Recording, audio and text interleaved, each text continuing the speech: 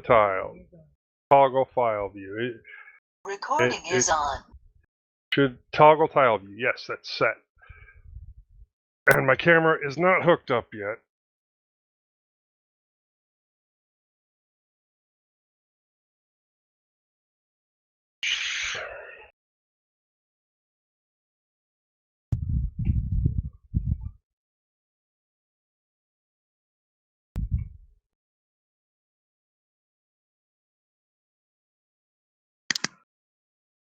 Camera's hooked up.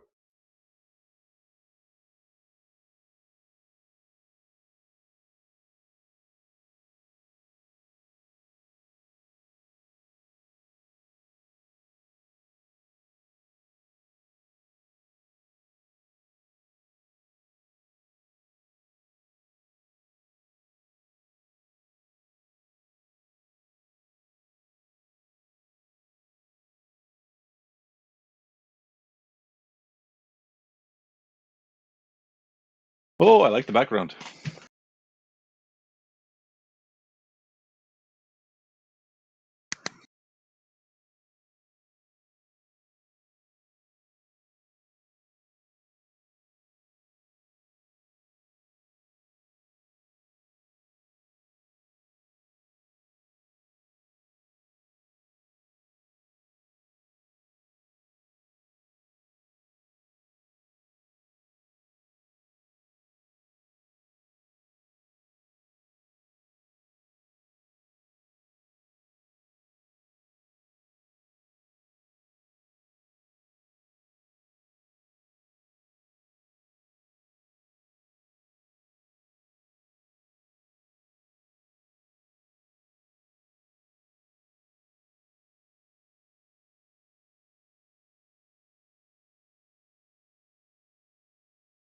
Hey, Morton, Sue. Hello, be back in just a minute. Okay. This is not exactly tech, but it is, well, it is and it isn't.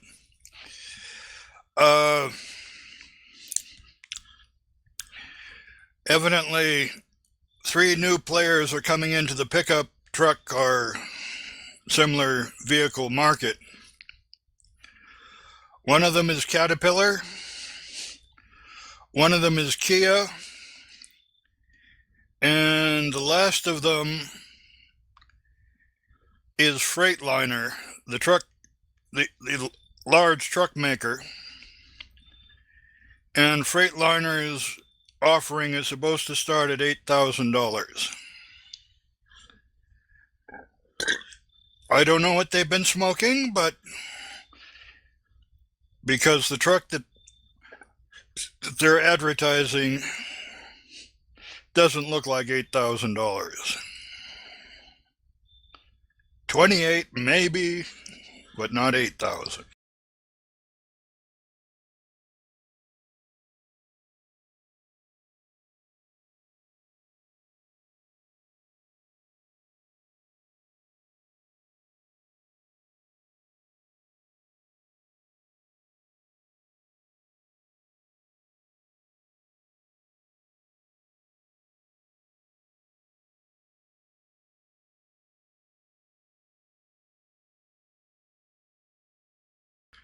Also, Chevrolet is coming out with what they're calling a Corvair, which looks like an early 60s Impala.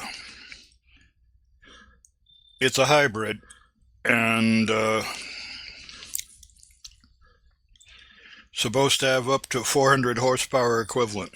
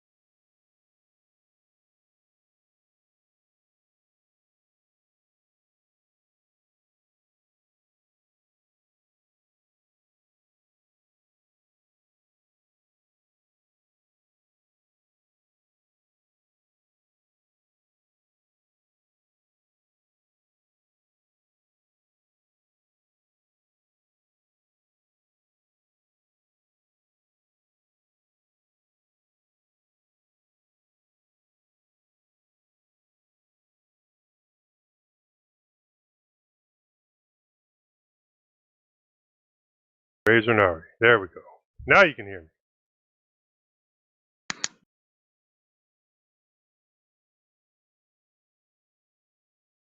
Hello. Ah, Got my on. couldn't hear me for a second there because when I turned on, or when I hooked up my camera, it switched inputs. Oh, fun. Annoying. We got to see those pajamas. What pajamas? That's right. What pajamas? I don't know what you're talking about. It's Texas. I'm wearing a pair of comfy shorts and a short sleeve shirt. Bicep, powered by Akamine. What's Akamine? They're the company that bought Linode. Oh. I got this at TLF back.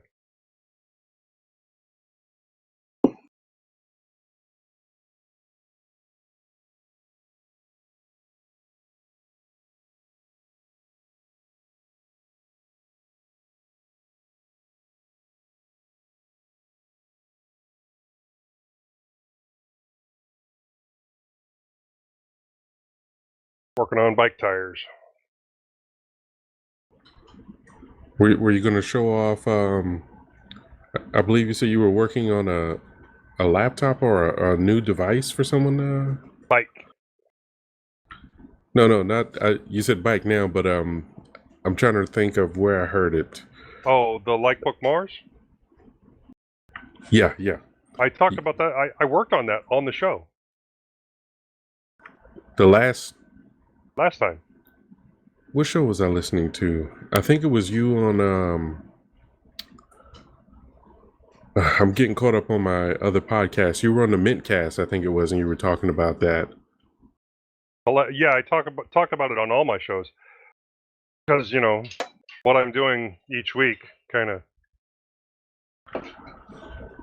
But no, somebody, a Tilts listener, sent me a Likebook Mars that had a bad USB port that was coming loose. So I got to do a USB port replacement on it. I did it live on here. I just didn't really have my camera set up to show it well. Oh, so that's on YouTube then. I can watch that. Yeah.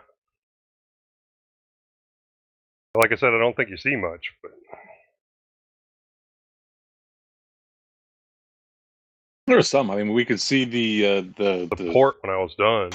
Well, you looking for ports. I think we saw some of you soldering, and we saw it not working, and then it getting a screen.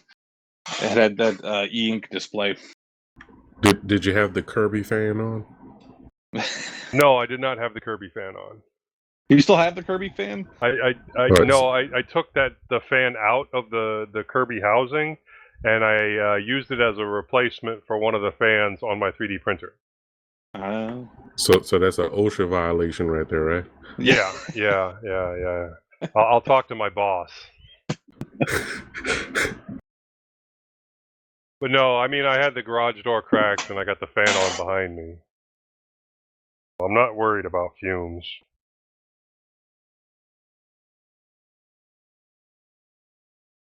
What's going to happen? I'm going to get a migraine? Oh, wait. Too late. So whose bike are you working on now? Yours or one of the kids? Mine. You gonna try to go back out bike riding? Yeah, I just got this one. I found it at Goodwill for like $7. Lovely little Schwinn racer. Little street bike. A little tall, what size tire? Actually. A 27-inch tire. Oh, nice. Yeah. 27 by 1 1/4. 90 pounds of pressure for the tire, so it's a high pressure tire. I made the mistake in the past on a mountain bike. I got lazy. I didn't want to keep changing tubes after the tires were bursting so much in the area because people like to smash bottles in the street apparently. Oh. But I made the mistake of buying the solid rubber inner tube because I figured it was going to save me money in the long run. Worst idea ever. On a For mountain one, bike, yeah, fuck that. it was a pain to put on, first of all. Secondly, after you got it in there, the ride was terrible. Yeah. There's no give. Right? Yeah, you're absolutely right. Every time you hit anything, it's like straight to your spine.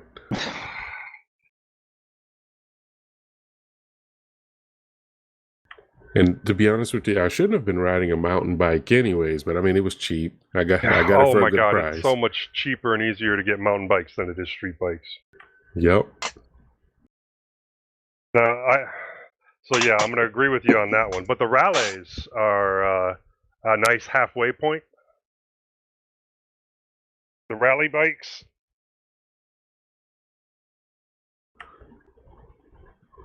I don't know too much about brands. I typically go by price, what I could afford. So that's typically what I do. Well, this one was a really good price at $7. Oh yeah, I could agree with that. It's How really many weird. gears on that bad boy? I'm looking at that derail. 1, That 2, 3, 4, 5. Cassette. Cassette's the word. So it's 10 speed. Because it's got 2 in the front and then 5 in the rear. So less than my mountain bikes. But 10 is here- really all you need on the straight, though. Oh yeah, absolutely. Let me see. Where did I toss? Here's one. That's not the one that burst on me. This is the one that burst. Yeah. So let me see if I can turn off this background. I was gonna say, every once in a while you just kind of disappear, and then we see half of what you're doing, and Yeah, you're floating in and out of a nebula. Yeah, but at least it's a pretty field. it was a very pretty field. Oh, This is the tire I took off. Ooh, is that fibers coming out of it? Yeah. This thing had sat in somebody's garage for a long time. So Oh, I yeah. do need to adjust the shifter a little bit. Oh, you know how to do that? I had to It's take just mine to the a shop because I screwdriver. do not know how to do it. Just a screwdriver. I mean, there's 2 screws, one to make it go in a little bit, one to make it go out. It's not excessively difficult. And then you can like see on the sides there. This is the other tire, Oh the my one that God. hadn't popped. Is it flaking in the air? Are you breathing it that is in right now? flaking. And Oh my God. when I took it off, it just OSHA? parts of it turned into sand. Here. oh, I gotta Oh tell you, my Jesus. I rode down to West Virginia in a small Bronco, Oh, and the the tiny owner Broncos. and the owner, instead of looking at his owner's manual, looked at the side of the tire, and it said the tire was rated for 80 psi. So he filled them up to that level. They might as well have been solid rubber. And it was an interesting trip. Well, these are rated for 90 psi and recommended 90 psi. I'm just saying, if you there's a reason why they're at like 35 or 40 on the standard tire or whatever, not 80.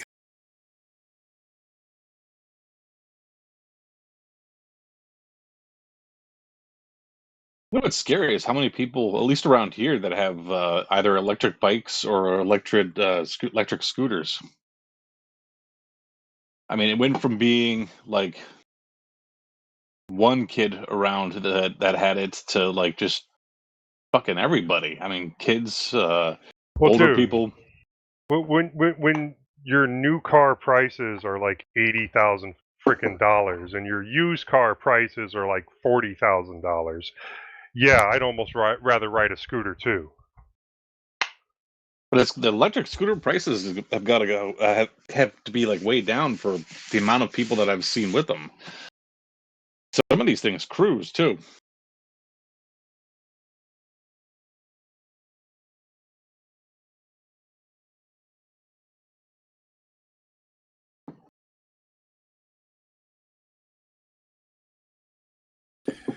one of the things that I've seen is a 50cc scooter. Well, I guess it's technically a moped, although you can't pedal it. It's 50 cc's, but it's built like a cafe racer. And the kids, well, the young guy was driving it all around as if it was a real motorcycle.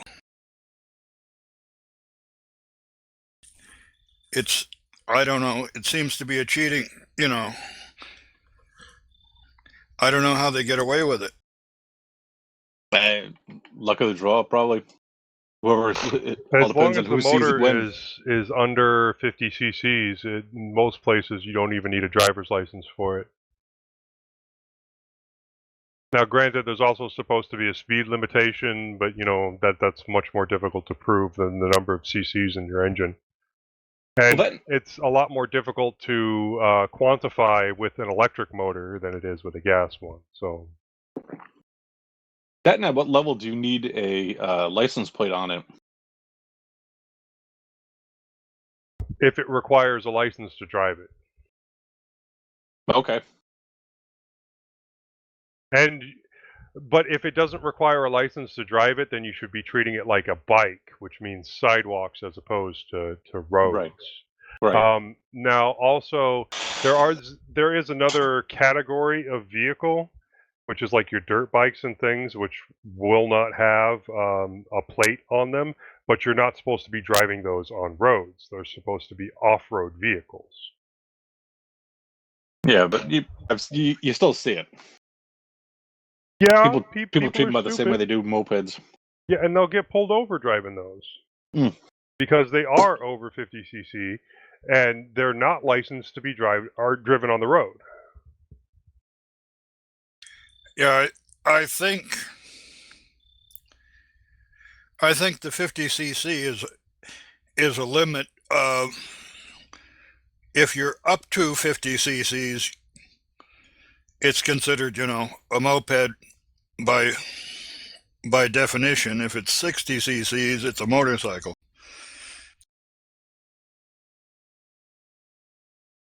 Right. If it's over 50 cc's, it's classified as a motorcycle and not a moped, and thus requires a motorcycle license or something to that crazy effect.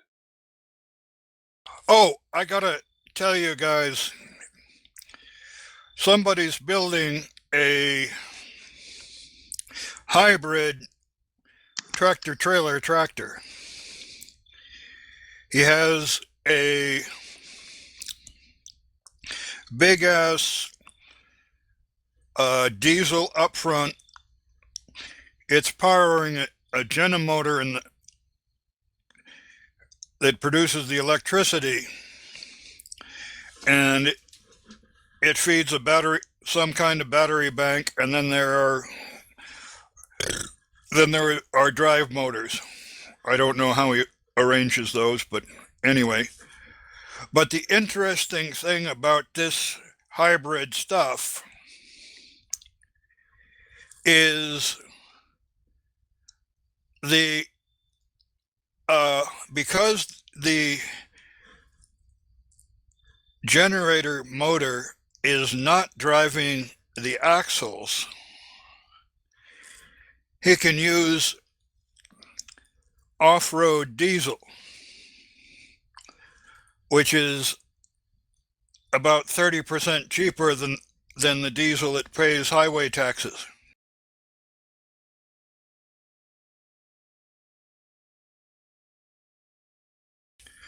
So he's building the hybrid allows him to go up and use the same kind of diesel that you would use in a trailer's refrigerator or a tractor on a farm or stuff like that, and you don't pay the tax man. Yeah, I saw some of that guy's stuff on YouTube, and it's pretty cool. Some of his shorts. I wonder whether they do they have any obligations with those batteries? Because after a while, especially with a heavy duty vehicle like that, that battery isn't going to hold up but a few years. And then you know how like in the old days, the old CR2 monitors, how you had to actually get those recycled. Well, depending on how he built it, he might only need a capacitor, since it's a hybrid. So a high drain, high volume capacitor, it's not supposed to hold power more than enough to turn the frigging wheels. But it's an electric motor, and so that gets them around the whole issue of paying for full price for diesel. You think it'll still have enough power to actually tow? A capacitor can release more energy than a battery can at one time, depending on the size of the capacitor, of course, and how it's built. But yes, because it would act the same way as a battery. It just wouldn't be made to hold power for an excessively long amount of time. A battery is. Yeah, you're using it just to as much power as it needs for whatever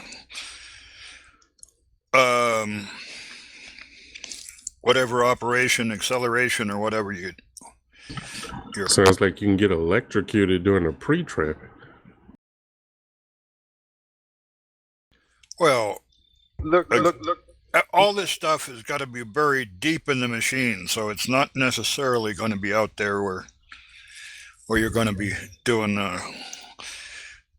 with it. You want to get lit up, take apart your TV and start playing with those 220 volt capacitors in there. Merry Christmas. You're the light. Well, actually, the 220. Oh, you're talking. The capacitors in your TV are actually really high powered. They pull in a lot of power. 220, 300.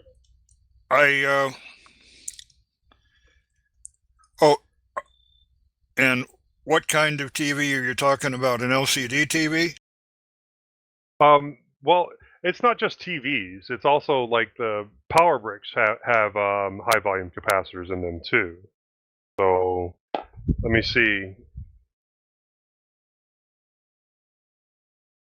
Because capacitors in general will light you up.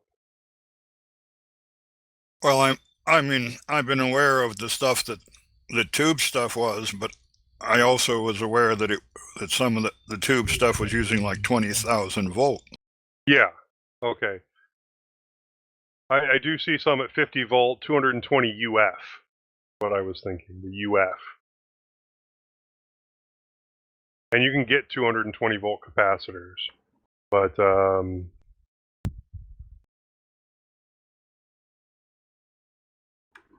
No thanks. I don't mess around with that kind of electricity. I don't like playing with mains at all.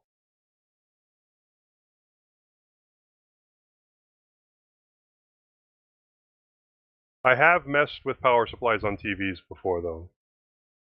And as long as you drain them properly before you start playing around.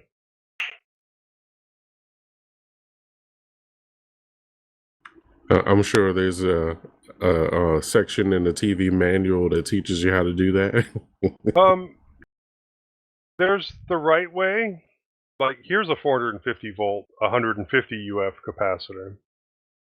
But there's a right way, and then there's the easy way. The right way is to get the proper tool that has a light on it, and you connect it, and then you leave it sit there for 15, 20 minutes, whatever, until the light goes out. And then there's the easy way, which is you get a screwdriver with a non-capacitive handle, cough, cough, non-capacitive handle, and then you touch the two electrodes of the capacitor together, and you hear a loud pop, like a shotgun going off. And yeah, you do that once or twice to make sure it's completely empty, and then you're fine. Well, you get out your voltmeter and you test again, and then you're fine. Actually, One second, that matter. I think we need to say this part right here. The LinuxLUGcast does not does not support or suggest that anyone attempt said tutorial. There might be some redneck in my genealogy in my past. Maybe a little bit. We're gonna need an official waiver now. Whenever you listen to the show, you gotta You gotta sign the waiver. Don't do what Joe does. I've heard back in the day. I mean, if you read the book Hackers, I knew some of those people at MIT, and they would talk about discharging some of the capacitors in those big linear supplies that everything started out with before everybody went switching. And they talked about using up a screwdriver because the arc just screwed it. Yeah, it's like using a welder.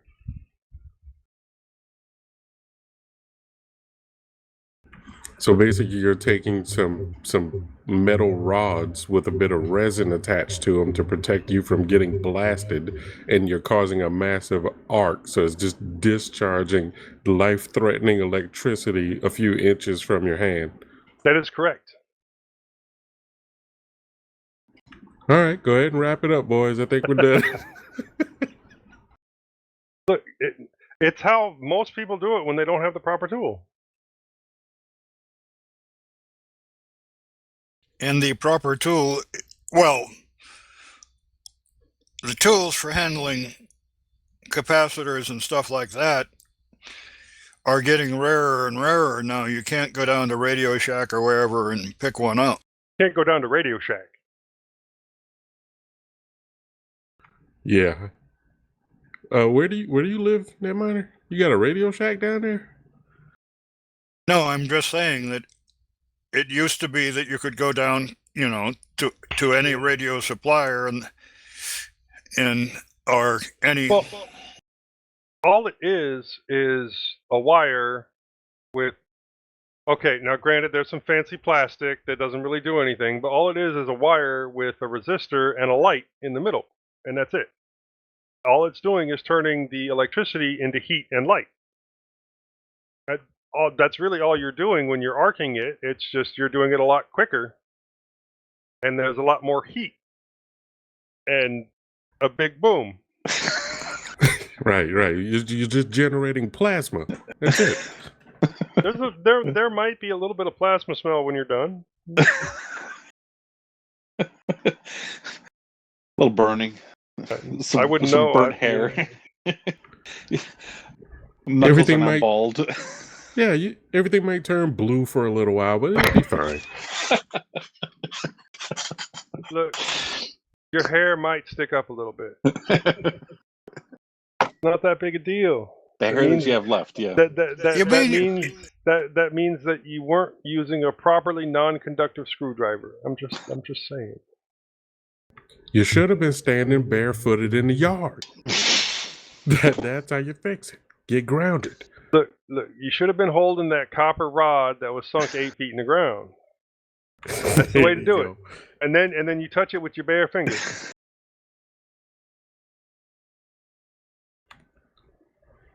Everybody in the neighborhood comes out. You will get fried like bacon if you do that. I'm just letting you know. Oh, I got to tell you, back in the days in Building 20, which was one of the last temporary buildings from the radar project of World War II, I think they tore it down finally about the turn of the century, this century. 55 years, 50 to 60 years is temporary. Yeah, right. But anyway, they had this lab had its own ground system, which was probably great when they installed it. However, over the years, it deteriorated, and when they actually connected some equipment to it and to like a serial line or something from another place, there was a great deal of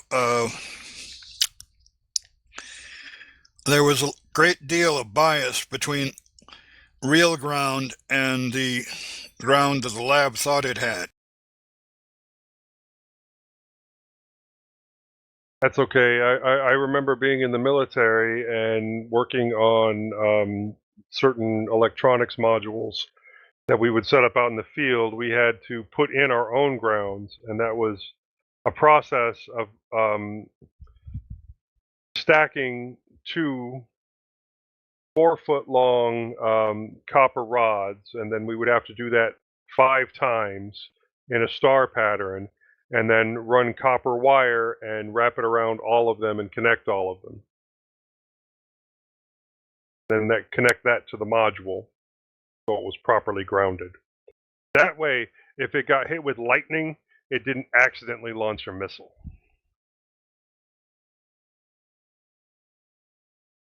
Hey, Mordency.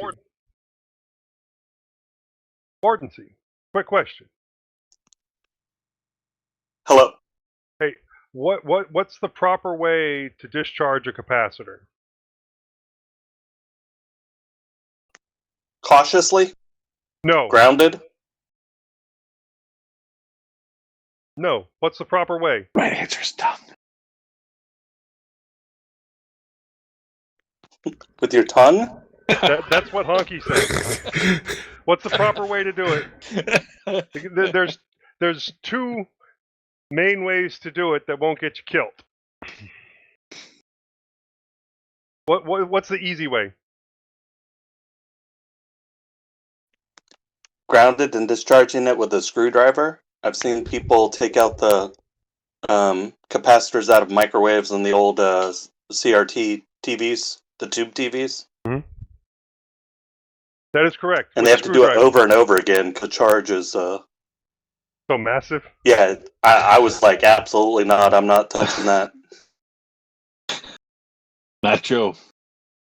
Just balls in right there. Just grab that screwdriver and go, woo! Look, this isn't one of the old CRTs that I was doing that on, though. Those capacitors are the size of your fucking head, okay? Those are DNT.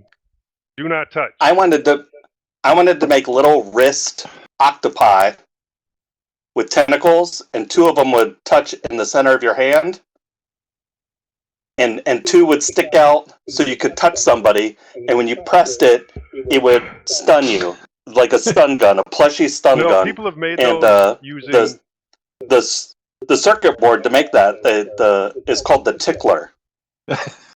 People used to make those out of Echoing. I don't know, because no, it couldn't be from me because I can hear the echo too. But people used to make those out of camera flashes. Yeah. Homemade tasers. Sir, are you going to make one using a capacitor? Well, that's all a taser is a... No, I mean the big capacitor like he was talking about from the TV or whatever. Look, No. I'm not a fan of... Make a safe small one. Look, I'm not a fan of, what's it called? Long pork bacon? Long pig bacon?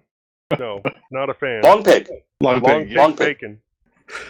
I can imagine. It's been the topic of conversation no less than 5 times this week. Yes, it's against UN regulations. No. Nobody likes that. I know they're killjoy. It's against the Geneva Convention, most likely. Here's a hack.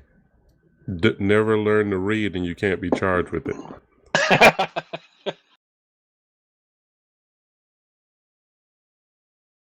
The ignorance of the law is no excuse. It's a start. Yeah. What's your defense? I didn't know any better. I can't read. I didn't intend to break the law because I didn't know the law, but I did intend to shock the shit out that guy till he died. It was a joke. He wasn't supposed to die for real. We were making a YouTube video. Yeah, those people went to jail that shot that guy through the book. Saying.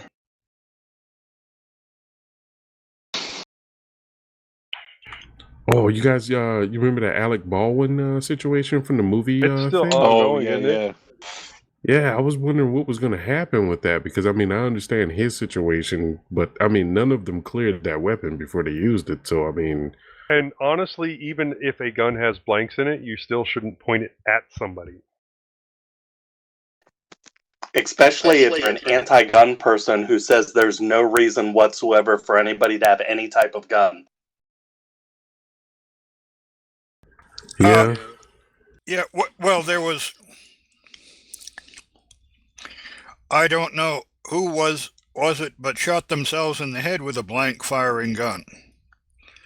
It had blanks in it, but there was enough pressure to screw with his brain. Yeah, Kurt it was a Cobain. guy from an old TV show. I think it was called Wise Guy or something. Dude, yeah, the dude was playing around with the gun on the set, shot himself in the head. Even if a gun is filled with blanks, don't point it at anything unless you want that thing to die. But the movies made it look so... Remember that one movie we watched where those guys were just shooting everywhere all the time? That's movie magic. Yeah, I do remember that one. They no gun discipline whatsoever. They're like firing over this way and over that way. And was that Did that, that was, make that it was look one of the fun? ones with the cyborg humans, right? Where they had like Yeah. all their parts replaced or some crap, and it was a former cop and blah blah blah. Yeah. Oh my God! If I was in a squad of people and one of them was firing around like that, I know where my next round would go because that's how I'm going to stay alive.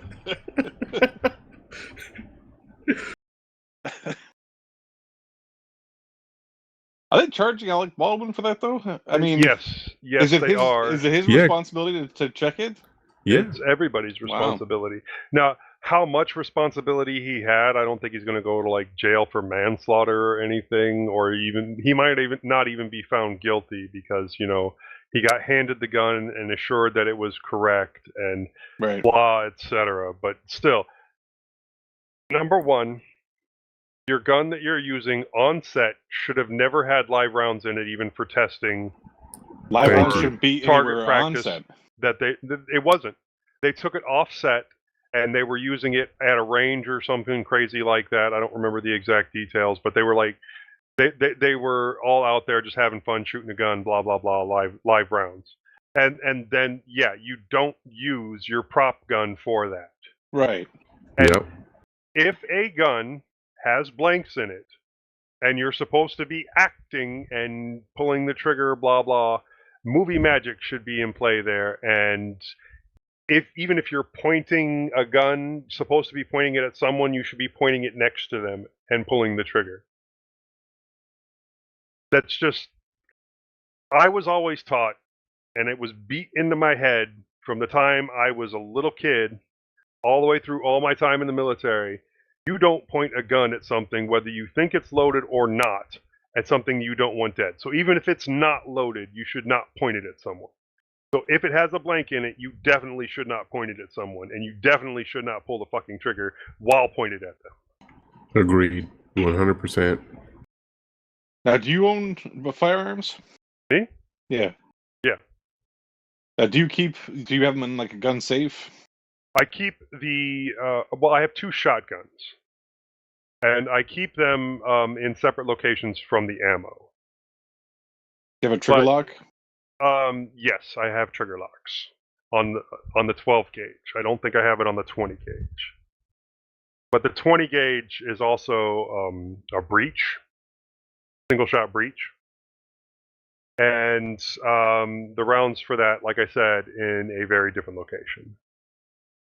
And the rounds that we have for that are birdshot. So yes, you can kill somebody with birdshot.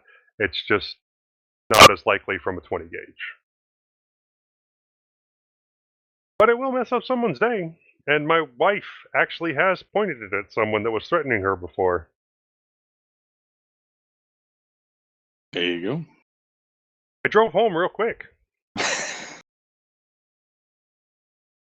What, you probably don't want to go into full detail, but can you vaguely tell us what that situation was? There was a land dispute. We were renting this place that had this absolutely gorgeous, huge yard. And there was a land dispute between the owner that we were renting from and his wife, who said that she owned half the property, and her kids. She had Alzheimer's.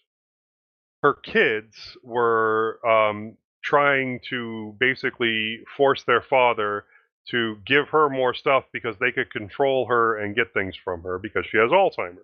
Right. So they fenced off half the yard and blocked us off from using it. But then one of the kids decided to live in the yard that was fenced off in his truck. And then he decided to be, well, he was a jerk. He was a jerk to my kids, and one day he came out there and was evidently threatening my wife, and my wife went and got my 20 gauge and was going to shoot the guy if he crossed the fence. That makes sense. Yeah. Like I'm all for people owning guns. I'm just, especially when you have kids, just do a smart thing. Make sure they're locked up. Make sure that the ammo is nowhere near the weapons themselves. And the They ammo's locked up. should probably be locked up too. The ammo's locked up and separate. Trigger locks are a good idea, but from my understanding, trigger locks, unless they've improved in the last couple of years, basically it's one key opens all trigger locks. So if you can get your hands on one, you got them all. But I mean, and my Mossberg, my 12 gauge, probably needs a really solid servicing that hasn't been done in a while. I mean, all that being said, I'm still a firm believer that if the Army has tanks, I should be allowed to own tanks. The whole point of the First Amendment was that you can defend yourself even from your own government. So if the Army is allowed to have tanks, I should be allowed to have tanks. Look. Second. Tanks are easy to find. Tanks are easy to find when they're rolling down the road, and tank treads blow up. I'm talking about just in general. If the government, if the military is allowed to have drones with missiles, then I should be allowed to have drones with missiles. How about that? You can make a drone. All right, let's steer away from the federal charges here now.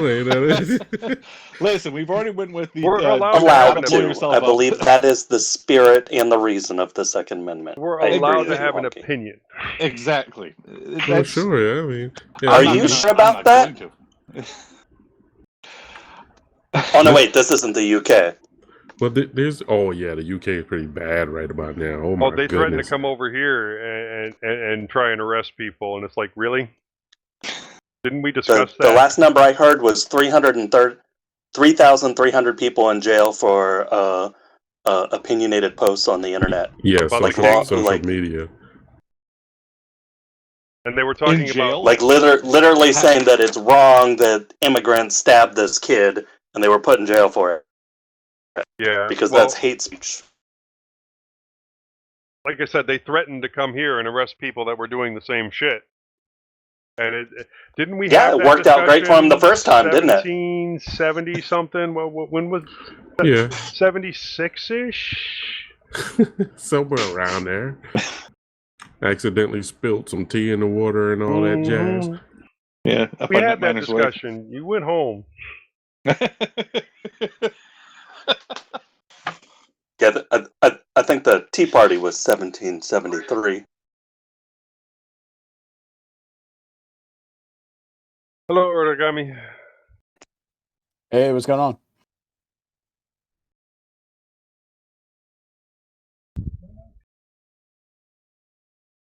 Yeah. I need So some names. again, I'm Your not gonna. Jitsi mic's on, I think. Yeah, you need to turn your Jitsi mic off. Well, my only problem with the firearm situation now is people who leave them in vehicles, especially in areas where there's high vehicle theft, and they're just That's going okay. around bursting car windows and just stealing whatever's in the vehicle. And then you got a bunch of young kids now running around with firearms that they stole out of the vehicles. So if you're going to be traveling, say to go to the bank or something, I would recommend you not bring your gun so that you can leave it in an area like that. You know what I mean? No, you wear it on yourself. You get your conceal No, and you just wear it on yourself as you go in. Look, if In you're the taking a bank? shit ton of money Yeah. and you got to go, well, it depends Don't on pull where it out you're at the at. bank. Some banks won't allow it at all. Yeah. Some banks won't allow it at all. But you bring a battle buddy with you. Okay. Well, that would work but that means you got to hang around people all day. Long enough to drop off money. Go back home, put up your gun. Oh yeah. Yeah, that's a solution. But then again, that goes back to what I feel that if you're gonna have the gun, it shouldn't either A, be on your person, or B, locked in some way.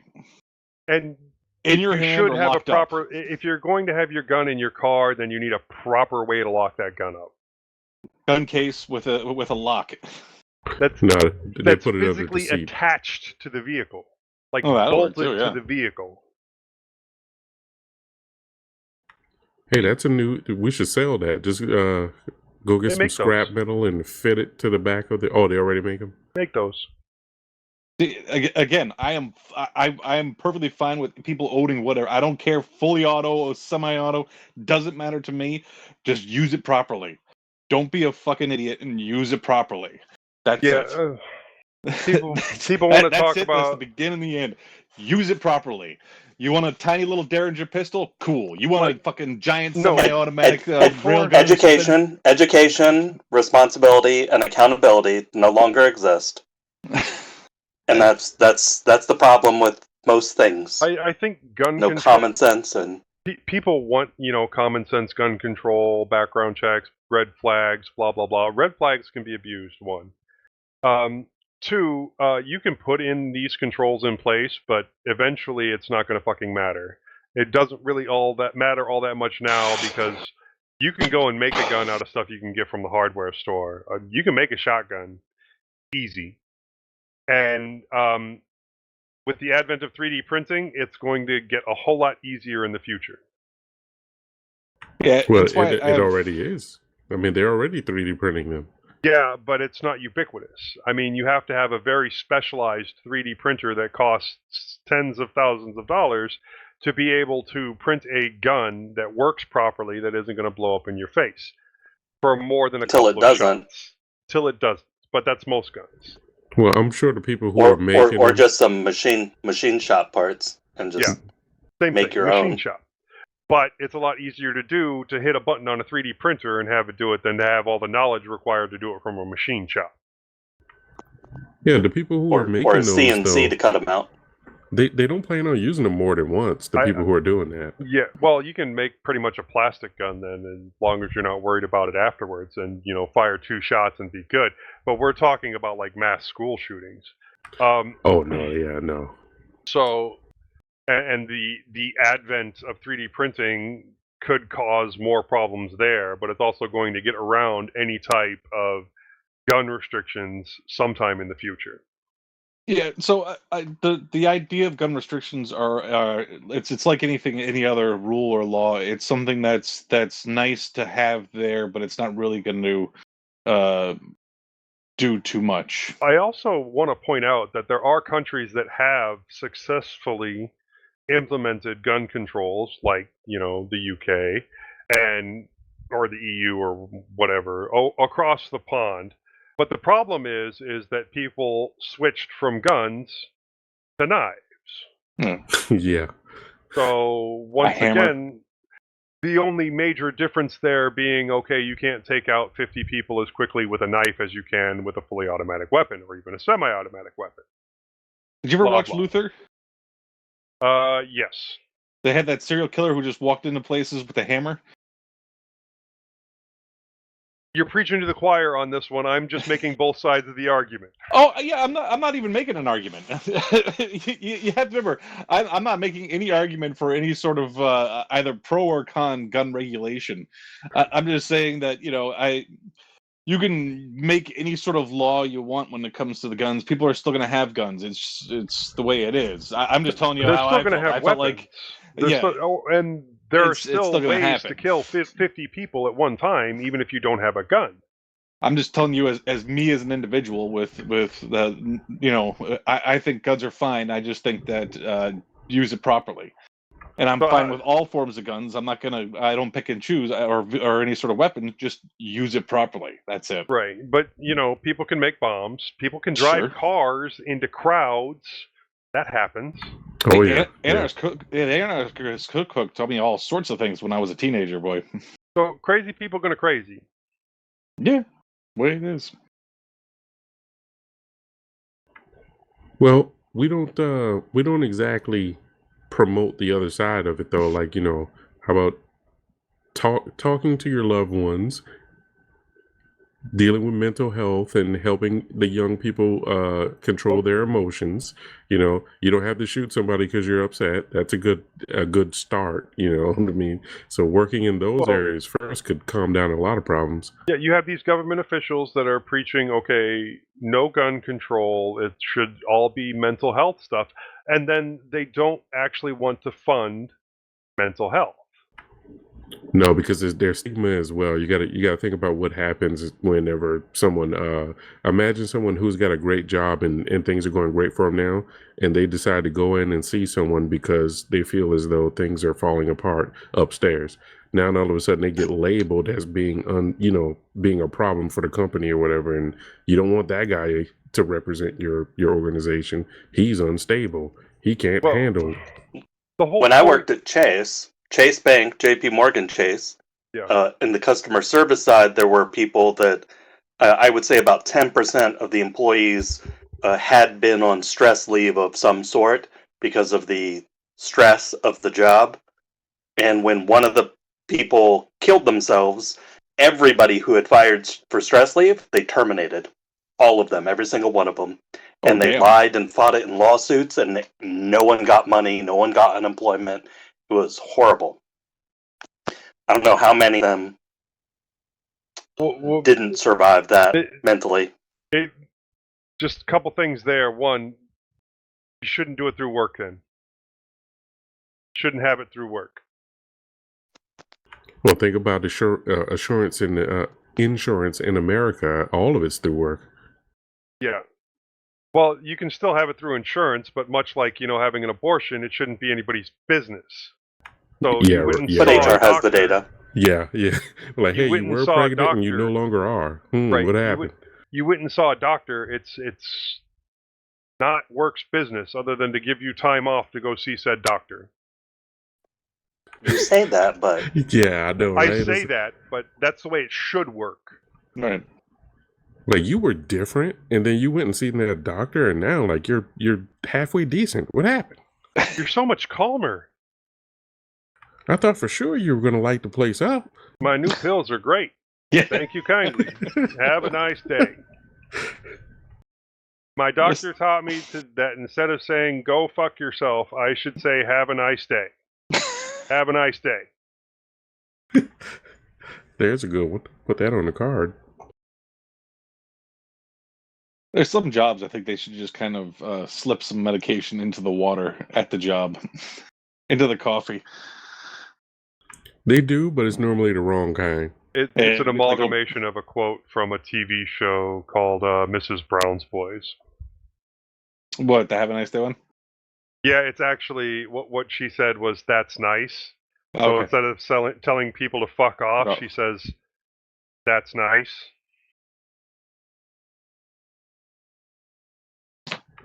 The part that he mentioned about the medication in the water, they do that now. And you heard about some of those artists. Well, what's that? The guy. I get his name here in a second, but he's going. I think he's being sued. Right there, you go.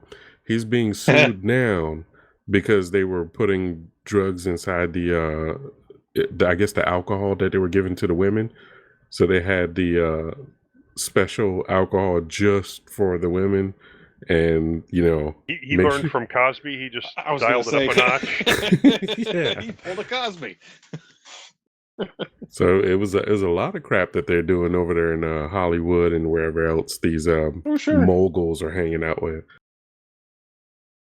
Yep.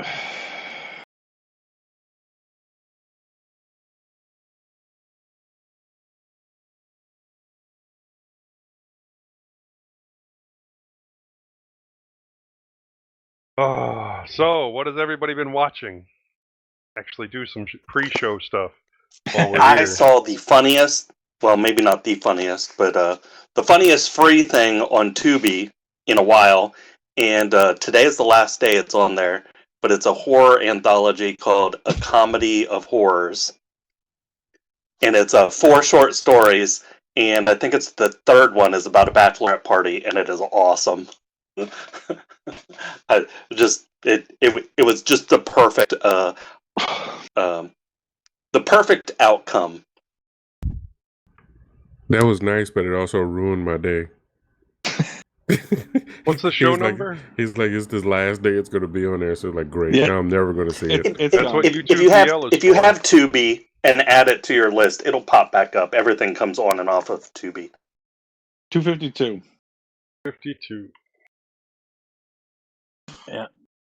Okay. The Rick and Morty anime I've been watching. Oh, They have a Rick and Morty anime? it's not Yeah, coming so up it's on my a list. Japanese anime style. It's 1 season. I have found it to be cute. See if I can find it. Oh, I watched Roadhouse, the new one. Oh, yeah.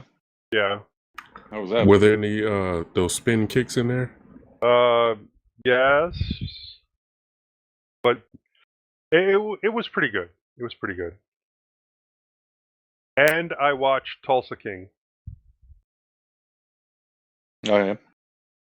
first season, and the first episode of the second season. Ditto. I started watching Preacher. I started watching it a while back, but at the beginning, the first season was just so damn slow. There's some know. episodes I watched at like 1.5 speed just to kind of get through them. But the second season, like it started off as just fucking amazing compared to the first season. Really? Oh yeah. Oh, night and day. I'll have to go back. Yeah, I forced myself through I the first season. wasn't the biggest fan of Seth Rogen and Franco until I found out that they're the reason that happened. Oh yeah. Yeah. Yeah, the second season is just amazing compared to the first season. Much respect. I was like, nobody can turn that into a show, let alone regular channel. Right? And yeah, regular cable. Yeah, I'm Yeah. impressed. Yeah. How many They episodes pulled off are a there lot with that. total for the anime? Is it just the 6 episodes? I think 6 episodes so far. I think it's going to be an 8 or 9 episode series. Okay. I can check on it. Started watching Chaos on Netflix. It's got what's his name playing Zeus. Goldblum. Yes. What do you think so far? I haven't started it. It's interesting. I kind of want to see where it's all going. I am about halfway through the 3rd episode. It's the whole. It's kind of like, what if nowadays the Greek gods are still like a thing? So people are still like building. They have oh man, I forgot the hell what they called it. Where there was all just spent an entire day worshiping all the gods and stuff, and they built monuments and stuff and threw big parties. It's you have to watch it. It's just interesting so far. So Zeus would come down and impregnate everything alive? Everything. Yeah, well, apparently he did a lot of that because then his wife, I guess a wife/sister, would turn them all and any of them into bees, and she had a massive massive amount of bees.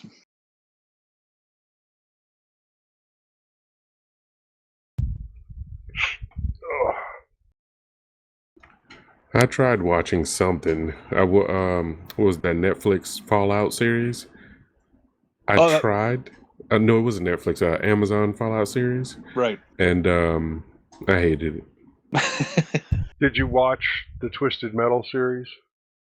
No, and I'm not going to because Dude, it's good. always good. Good. Yeah, Oh, Twisted Metal okay. was solid. Yeah. Funny and campy, not too serious. Well, What that's was kind that of how on, the though? game was as well. So I mean, that would be good for that. But the Fallout one just disappointed me. I mean, they had really great props, but that was about it. I think they relied on like the nostalgia of people who actually played any of the Fallout games. They were like, oh, okay, so if they see the trailers and see all the props, that'll bring them in. But when they come in, just horrible story, plot, everything just trash, and the characters even. Except the ghoul was halfway decent. I'm not, can't knock them all, but outside of that, I was very disappointed.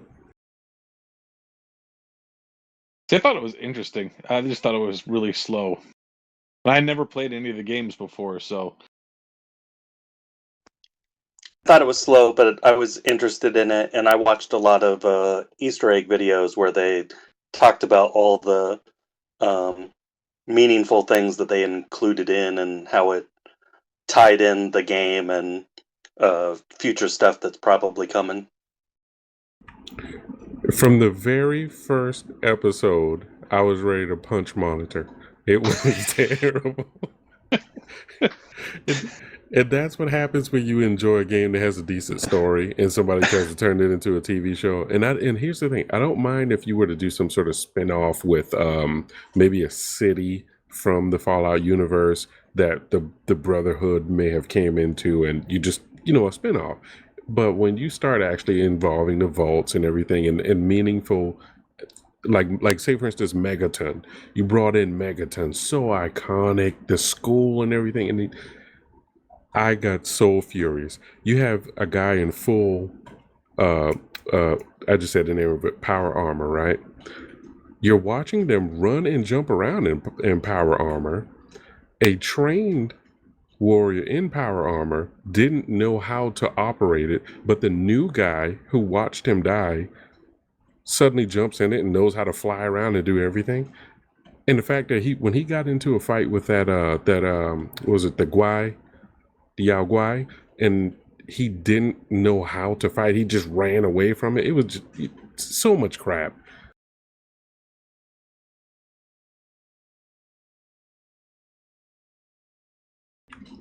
I know, rant over. Just burn it down. How about you, Honky? You watched anything? like I said, Preacher, Chaos, not much besides that. I've mostly been playing games. I picked up, like I said, Tiny Tina's Wonderland for like $3. I've been playing a lot of that. I've actually been using. I have a little wireless 8-bit Duo controller that I've been using because I put my Steam Deck in a little dock, and it just show real quick here the thing. So all I have is just a simple little thing like that. I got that plugged in with HDMI into the Steam Deck and put it up so I can play it up on the old television I have up there, and so I'm Yeah. playing that. And How's it function in the dock? Do you get any latency or anything like that? Latency issues? Nothing like that? no, it works great. Yeah. Also, Yeah, recently I picked up still the- prefer mouse and keyboard even on the Steam Deck with that game. Oh, wait, did you buy it? With any of the Borderlands games. Right. Yeah, it's basically Borderlands but fantasy. Fun. We'll turn on now. Oh, and I got another game. I think it was called Fear the Dead Gods. So what genre of game do you play mostly? You play a lot of first-person shooters, or? I can do first, third, and Curse of the Dead Gods. That's right. Curse of the Dead Gods has that kind of, I believe, Diablo type look to it, where it's kind of a third, but it's farther back. And you walk and you go around. Yes, yeah. So I like that. I had another game like that I played the heck out of. It was a Warhammer one. Which one was it? Oh yeah, Warhammer Inquisitor Martyr. That was that style, and that was a lot of fun. Lately, it's just Gears of War 5, Tiny Tina's Wonderland, and Curse of the Dead Gods. Curse of the Dead Gods is just kind of like an indie game that's fun. I could just kind of sit down with a quick couple minutes and knock out some.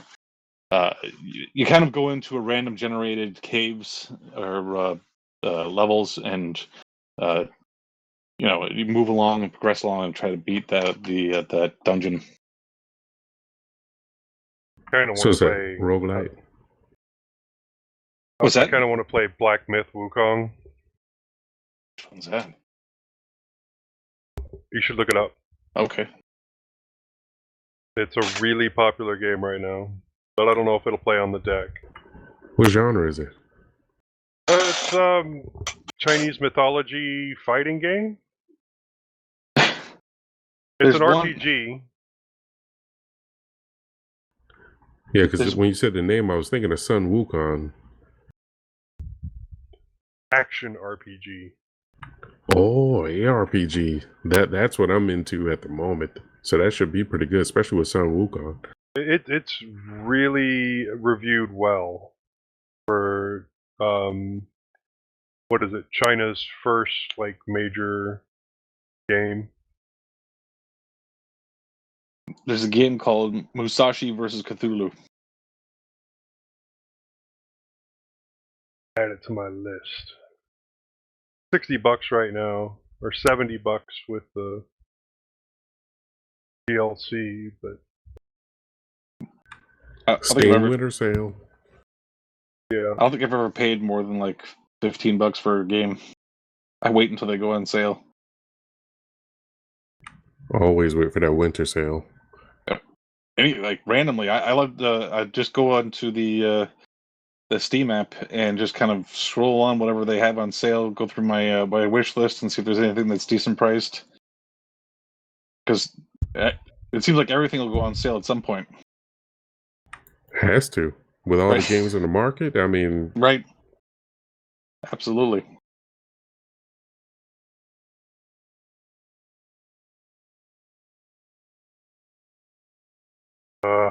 Why isn't Steam coming up? Have you ever heard of Grim Dawn? Yes. I thought that one was actually on sale recently. It was on my list. I was debating getting it. That's what yes. I've been no-lifing that for a little bit here, and it's an action RPG. It's an older one, which is why I like it the most, versus some of the newer ones like D4 and all of that now, where they're doing the whole games as a service model, where even if they give you a single player, it still must be played online. That kind of crap.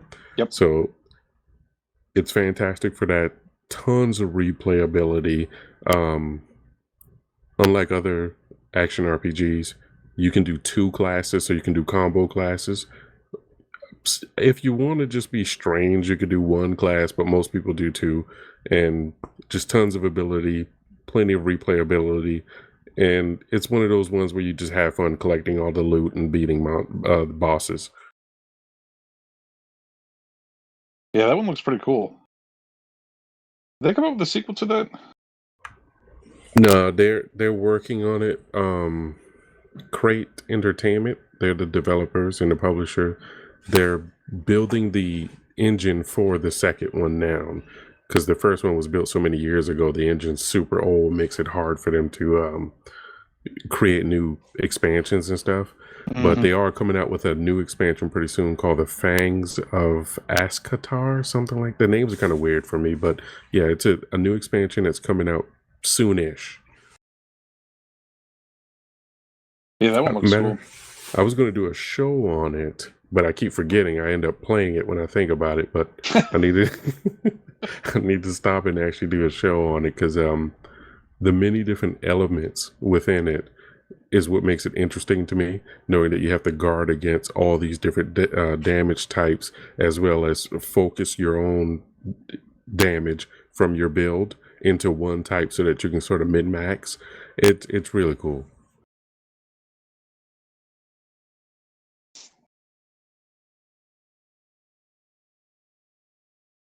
Joe, what was that one you were talking about? Was it Black Sun Wukong? Black Wukong? Myth Wukong. Black Myth Wukong, all right.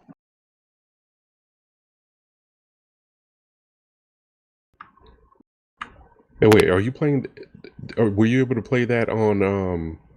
Is that Steam a Deck? single player? I haven't played it. Yes, it is a single player. Oh, okay. So that will play on the Steam Deck. One of the No, things. it's looking at the page. It says it's unsupported, Give it time. but it is brand new. This With a lot of graphics settings cannot be configured to run well on Steam Deck, is the issue that it provides. And people have mentioned that the Steam Deck is kind of aging, and they need to come out with a Steam Deck 2 to play the most modern games. Well, that and the anti-cheat issues that are going around with people getting banned, That's trying getting to. fixed. That's what scares me the most. I'd hate to jump in because I played a lot of Smite, and I'd hate to jump in and get my account banned.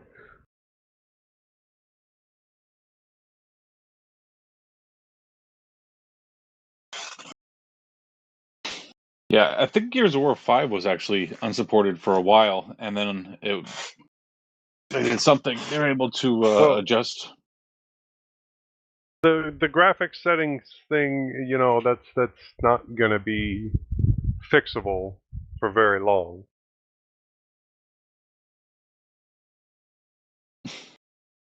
Then again, I guess too, it depends on what you're looking for in the game.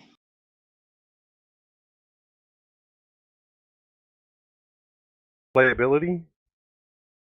Yeah, 30 FPS, preferably 40. I prefer anything that's fun.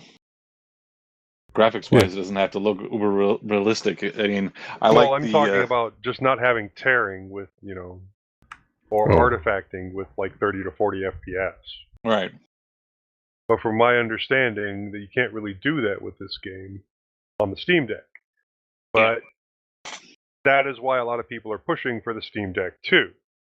Because 8 months ago, people were saying they didn't need a Steam Deck 2 yet because they had no real competitor. And that's kind of true. But the problem is now you can't play the newest AAA games with any type of quality graphics settings. Well, I think what'll be more interesting than a Steam Deck 2 for me personally would be Valve releasing the actual the OS, you know what I mean? So that way you can just run it on your own hardware. Like they promised they would. Yeah. Well, I'm not sure that their OS is anything like the OS for what to be able to run it on your own hardware is anything interesting. Because if you look at the Steam Deck, it just seems like it's Arch with Immutable KDE, and it's immutable, and it's just running. It's basically just running Steam full picture mode on boot. Yeah, but they could, if people were to release it, or if they were to release it, then people would take that and they would put it onto like the ROG's handheld and everybody else's Windows handheld. More companies would probably actually come out with handhelds as well that ran this out of the box, which would then provide, Valve with more money because more people would be using Steam. But you can just download most of these things. You should be able to just download Steam and run it on anyways. Right, on Windows. Yeah. whatever those things are running on, I guess. Right. But recently, Linux has actually shown better numbers when it comes to graphics performance and CPU performance when it comes to gaming. And you have nerds like us that will buy something that comes with Windows that has better hardware and then put a Linux operating system based on SteamOS on there because we're nerds. And it brings us joy. I think what they're itching to do, though, why they probably are holding out on it, is because, I mean, when you have that console feel, like that targeted hardware, that should interest more devs into actually preparing for your product versus the same issue you have on PC now, where there's just a wide range of hardware. So I think that's what they're trying to do, but, I mean... Well, that's what they probably will try to do in the future. As things stood until recently, there was no real plus side for them to release it for themselves because Steam Deck sales are still awesome and people will buy it. If that dies down or they don't come out with a Steam Deck 2, then their best option is to release SteamOS out in the wild. I think they're waiting for a good time to do it because you know it's in the works. I think you're right. I think it is in the works because they did come out with the OLED Steam Deck recently. And the improvements were pretty good on the battery with that as well, from what I heard. Oh yeah. And I thought the graphical performance and the CPU performance were also slightly improved due to less overhead or something silly like that. That makes I sense. don't remember exactly.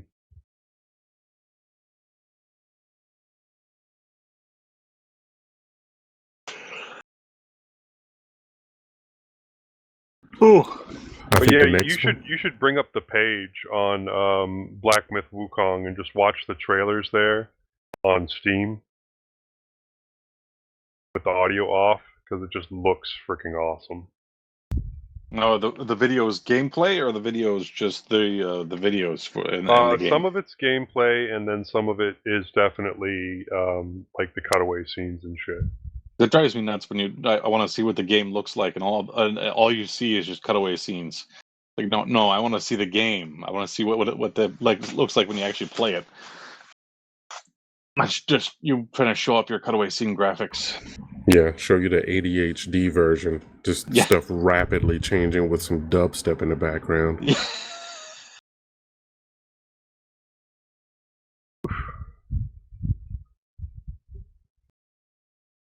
Wubba dub dub dub.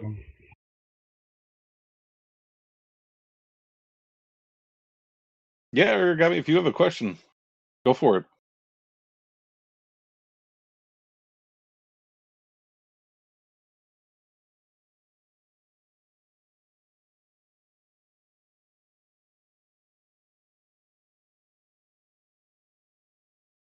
He's muted on Mumble too. Ah, there we go. Still can't hear you if you're talking.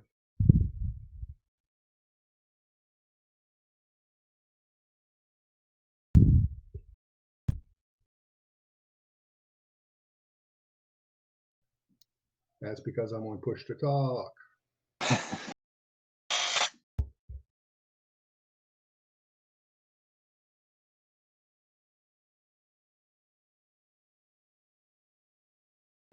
I'm watching the trailer now for that Black Myth Wukong.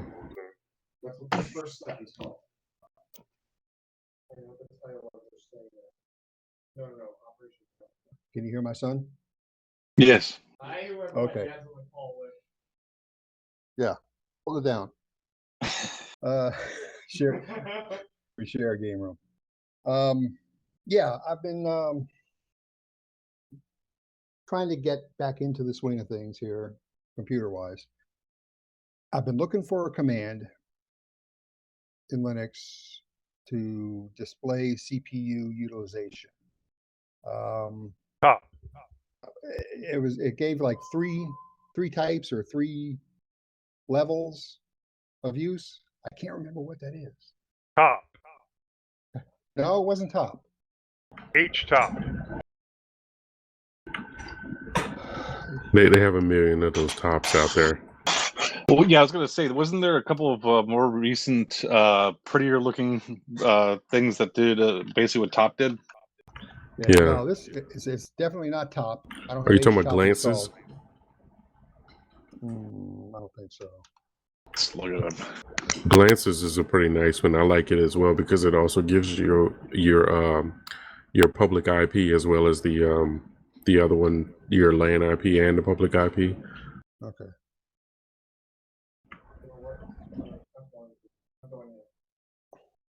No, this just, it's been so long since I've actually used it. I can't exactly remember what it displayed or the percentages that it was displaying.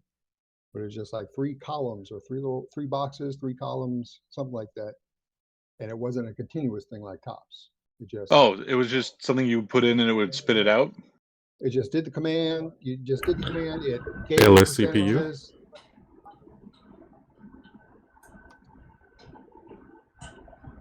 No, It might be LSC. No, LSCPU gives you the information on your CPU, like the physical device. oh,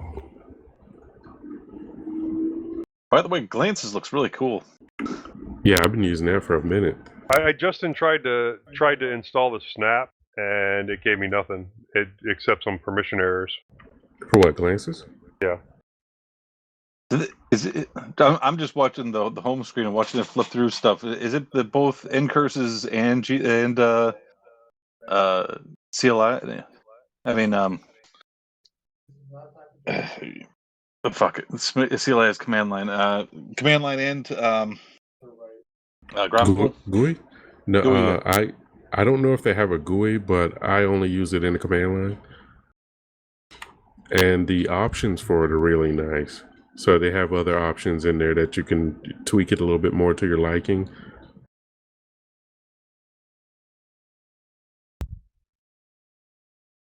Parts of it look very top-esque, and then it looks like some of the things they tweaked. Okay, when I install it Looks bare cool. bones, it works, and yeah, this looks cool. Yeah, and if you do capital I, so Shift I, that'll toggle your IP setting, so you can see your public and your LAN IP, that kind of thing on there. Okay, yeah. Pretty cool. It's got a web UI as well.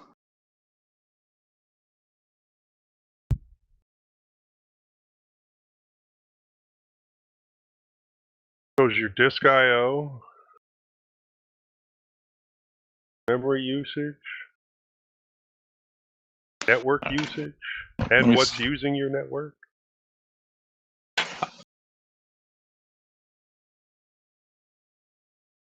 So you wanted to spit out the current status, the current what your CPU is currently doing?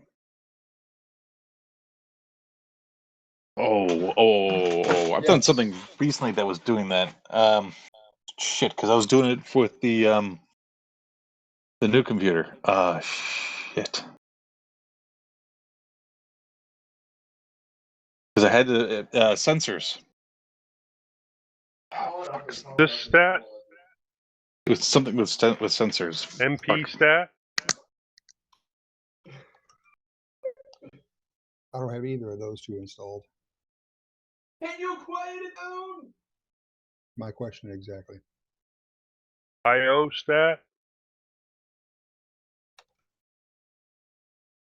Nmon?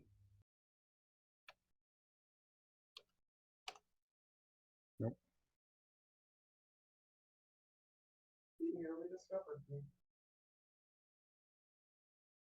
I don't know. I'll keep looking around somewhere else and see if I can come up with it. But it wasn't top. It wasn't as detailed as that. It just gave 3 segments of. I never knew that. Are you sure it Well, wasn't like a even have 3 modified levels one? of what? No, it was. Because if you use just HTOP or there. any of those other ones, Uptime? they allow you to modify your output. So I No, think it wasn't uptime. Ah, I'm looking. okay, yeah, that was it. Uptime. It's got the load average there at the end. That's what I was looking for. Okay. Thank you. Got it, letters. This is our chance to Got move it. CRS now. That'll be $4 million. That'll be $75 an hour, minimum 40-hour charge. Letters, get down here. Now I want to install glances. No. I just I'm not going did. to do it. It- I'm not no, going to do it it's live during the awesome. show. Last time I tried to install something live during the show, I wound up fucking the thing up. I installed it twice. Then I had to remove the snap so that the app would run. And yeah, All right. I am going to go into an intro, but I'm going to wind up when I do the editing, just start it, the podcast at the beginning Where of we us, the started. recording. Yeah. This we've gone into way too many topics and stuff, and I have a feeling that this show is going to be a lot of just a little bit of everything. So I'm just going to go into we'll do an intro in the middle and introductions in the middle here. All right. Where am I? we got to talk about the movie. Yeah, we got to talk about the movie. All right. Welcome to episode 252 of the LinuxLUGcast. We're an open podcast / lug that meets at 9 p.m. Eastern every first and third Friday of the month using Mumble. If you have any questions, comments, topics like us to discuss, and are unable to join us live during the show, you can send us an email at linuxlugcast.com. We also have a Matrix page and a Lemmy, and if you don't know what those are, look them up. They're awesome. We also have a video version if you are not watching us, and there's two different ways you can watch us, which is Peertube and YouTube. We have a wonderful RSS feed for that you can listen to us if you don't want to see these beautiful faces. We're available on pretty much all types of streaming audio. You can just look up LinuxLUGcast, not the LinuxLUG, the LinuxLUGcast. That is us. All right, I'm your host of this evening, Honky McGoo. With us tonight is Joe. Hello. Lovecraft. Hello, everyone. Morton C. Hello, everyone. Netminer. You add a service route letter? Hello, folks. Scotty. Hello. And if you'd like to talk some more, Origami's with us. Hello. Oh, I almost said goodnight. No. Seriously. Not yet. Because yeah, it's that late. Yeah, it is getting that late. But we got to All talk about the movie. Yeah, talk about the movie. Well, before that, do we have anybody else actually working on any projects? Well, I have a simple one. What do you got? I have been changing my, you know how the terminal, well, in app-based distros are default like Emacs mode. I have converted mine over to the Vim mode. So through the read line using the input RC, I've changed over to having, basically operating my terminal in Vim. And I also wanted to ask, I think it was Joe. Joe, don't you do journaling? Yeah. Good. Later on, hopefully we can talk about that a bit more. But I've dropped Joplin as my my journaling app, and I've just been going full hog on Vim and using a little bit more NetRW and all of that to navigate through directories and becoming more and more familiar with the other features of Vim versus just editing files. Vim is pretty powerful. My only concern with journaling with it would be the fact that it's a little bit more difficult to encrypt. Well, yeah, that is a problem.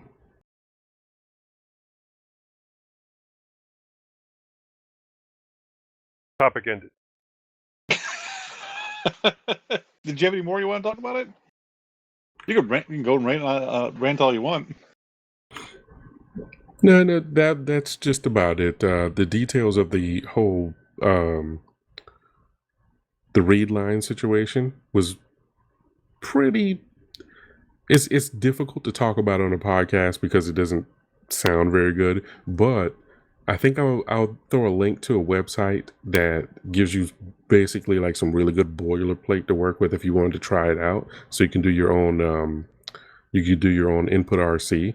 And it's located down in /Etsy, I believe. That's where you can grab the default input RC, which will have the Emacs style listings in it, and you can swap over to the Vim style just by doing a set O to VI, and then that'll allow you to, you can put that in your bash RC, and that'll allow you to start using your terminal in Vim settings. So instead of what does Emacs use for, like, going back and forth one word or deleting portion of a line or anything like that? If you're used to using Emacs, that'd be great. But if you're used to using Vim, you can use your standard Vim commands right from the terminal whenever you're editing a command that you're typing in on the line. So pretty cool. That's cool. If you want to put that link in the show notes. Oh yeah.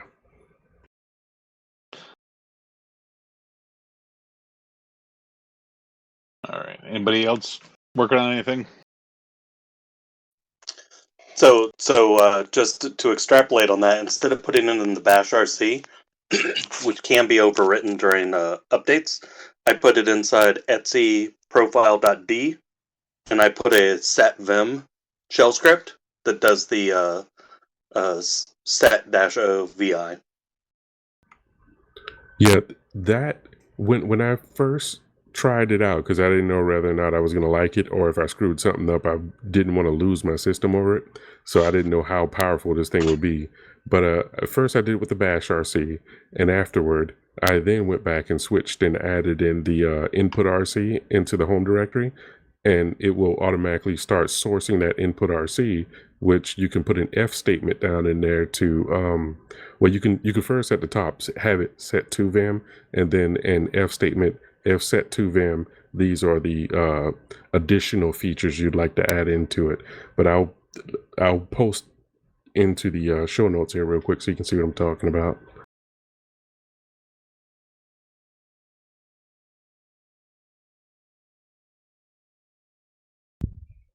My gigabit bricked itself. I don't know if it's a power supply or the computer itself. That stinks. Yeah, and I can't find my working voltmeter, multimeter right this second to check the power supply. So it'd be nice if it was just the power supply, but it was the one that was running my full backup of Nextcloud and my my copy of Pi-hole, main copy.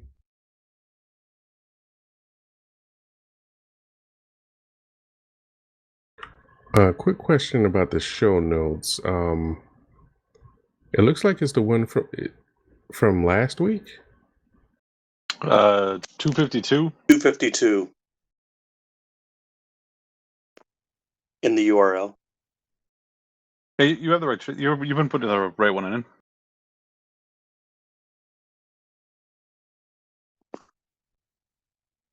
I put the set vi in. There you go. Yep. You can put it above mine. You talked about yours first. Oh, okay. Let me. I will be right back.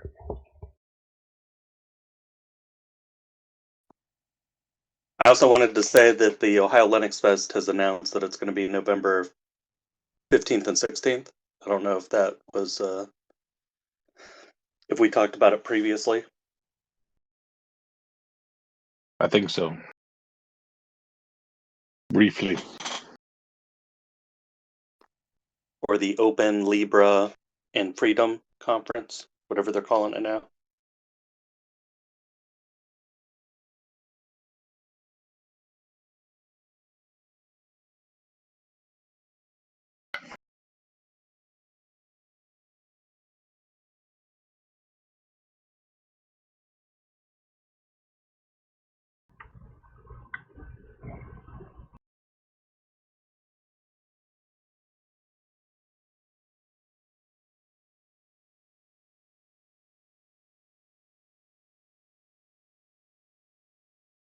So, Morton, so you've been working on anything else? Or anything? Did you load anything into it? A crazy amount of work-related stuff where same stuff from the past, just nothing good.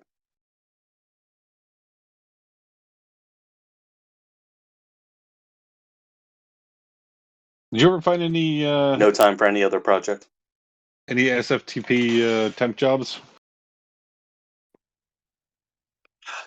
No, I have had a couple here and there. I do see them pop up. There doesn't seem to be as many this year. And I've been going for not for the $50 an hour ones, 45 to 55, but I've been applying for the 95 to 110 an hour jobs. There you go.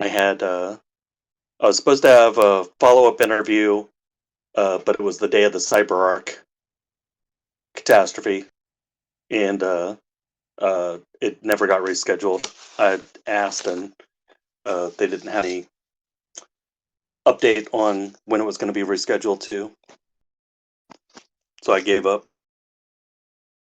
Well, that sucks. But I'm still looking. I'll find something. There's always OnlyFans.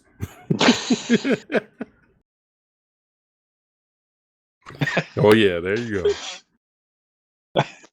Those already said to that.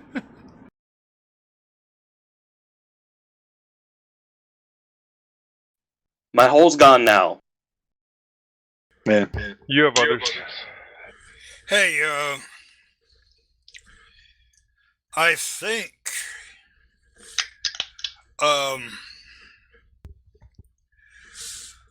Mortensen is about to sign a lifetime contract so his own OnlyFans stuff will be restricted to a very private channel.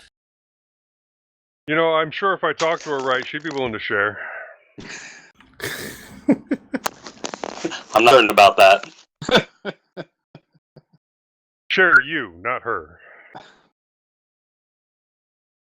I mean, she Right, was I willing don't to think let you she'd. do. She was willing to let you do whatever you wanted while you were over there because that just happens over there. She trusts that I won't so much that she said that I could. Ah, And I'm smarter than that. I see. Look, it's not cheating if you have And permission. I'm happy. I'm happy.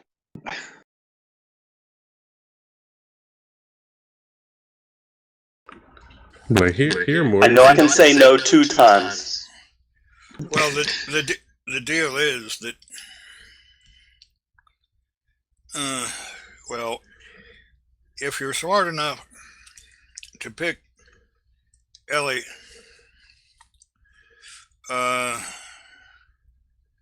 doing anything that would muck that up is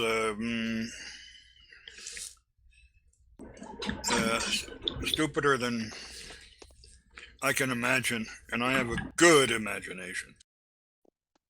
So she was watching some movie or show earlier today, and the woman in it was married, but she had 5 different guys on the side, and they were her secrets. And she was so much happier around her side pieces than she was with her husband. And she asked me if I had any secrets, and I gave this really pouty face, and she said, "What?" And I showed her this, because I'm not allowed to drink Red Bull unless I have a good reason and tell her ahead of time. So that was my secret. So, and she can tell when I'm up to something or lying or say something that's not true. It's clear on my face. Well, that and when you're so hopped up on Red Bull, you're about to swing from the ceiling. I mean, No, it takes too much caffeine to do anything to me. Look, it's Red Bull. It's not NOS, okay? Oh, NOS is more powerful? NOS will mess you up, bro. Really? I think it's This delicious. Oh, it is. It's delicious. But back in the day, not since, I really got messed up on the caffeine, it was the stuff that I would drink to stay up for 2 days straight.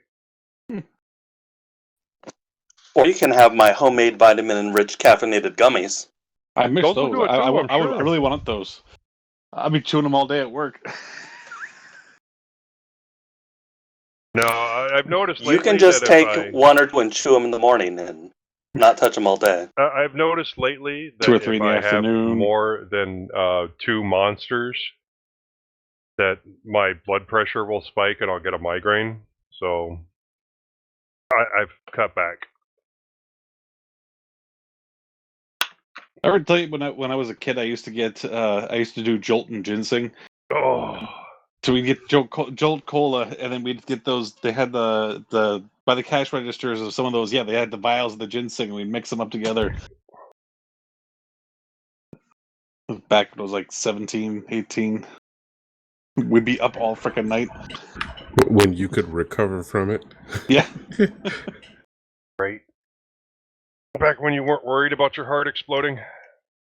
Yeah. Well, back then I used to work. I mean, I used to work in the afternoons. I mean, between like when I first started off working, it was like 4 to 9s, and then it was like within later on it was like 12 to 9s.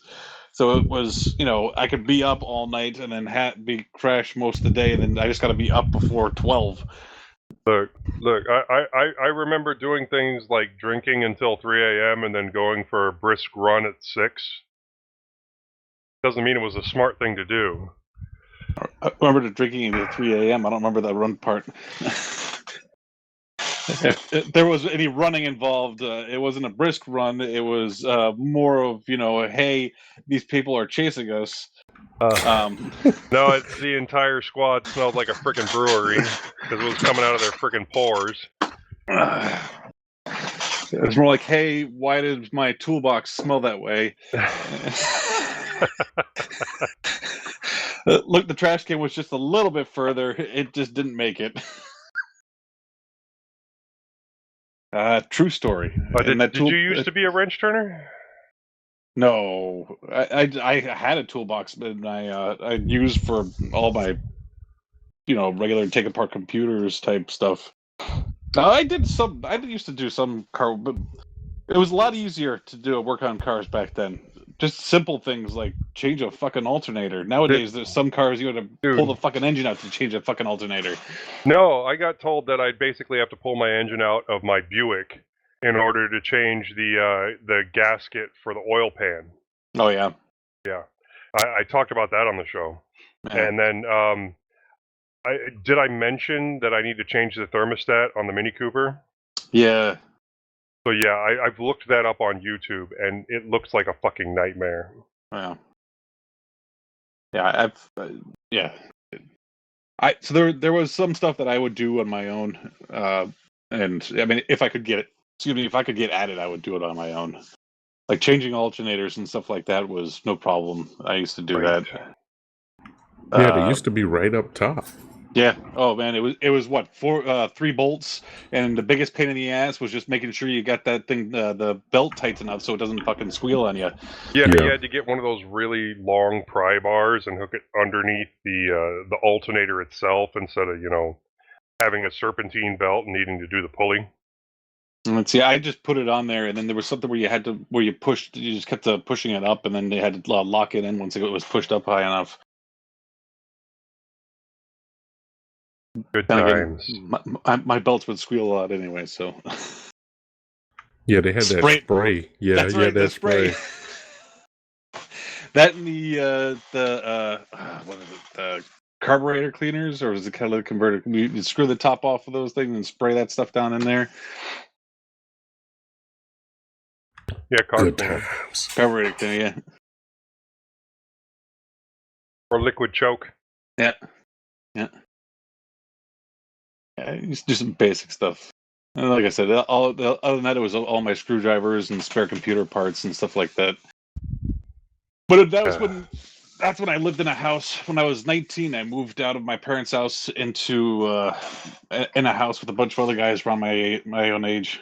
And then after then, I just had like at least between 3 to 5 or 3 to God knows what roommates up until right before my wife and I got married.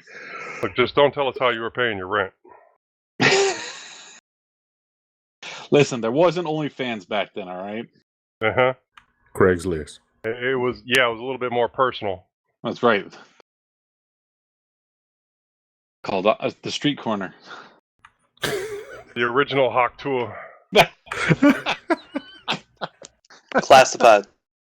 Classified ads, that's right. Of course, that costs money to do the classified ads. You know, if you just kind of hang out on the street corner, you know, people go by and be like, hey, you're looking for a good time? Want to party?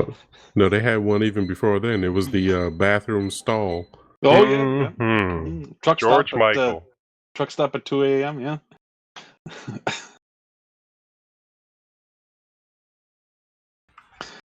I mean, everybody knows what a glory hole is, right? I mean, Yeah, but those were free. Little tip jar. You didn't make money on those, man. You'd leave a tip jar. You gotta think. You gotta think ahead, man. Well, when you're a trucker, they all hang out around the truck stops. The lot lizards. Yep. Underneath the pier. I mean, always fun to be had. In Korea, it was by the train station. But it was also legal, so they had the red light district. There you go. But that was back in the day. I don't think it's legal there anymore. It's still legal in Amsterdam, right? As far as I know, everything's legal in Amsterdam. Yeah. I heard there's lots of mugging and stuff that happens over there now. Yeah, I heard that they were also changing some of the drug laws because things had gotten a little out of hand.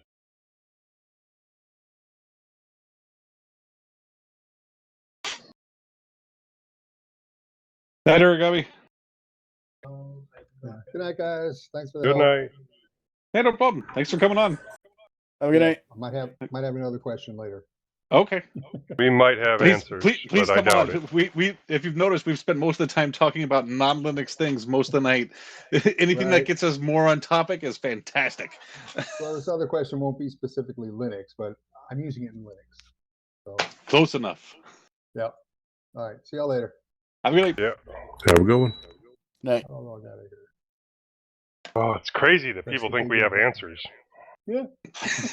Well, we did fire off a bunch of cool apps before he finally got the right command. Right. Yep. You did. There's one thing I found I saw recently. I went to to the Red light district. the Podnet's Discord. There's something called One File Linux.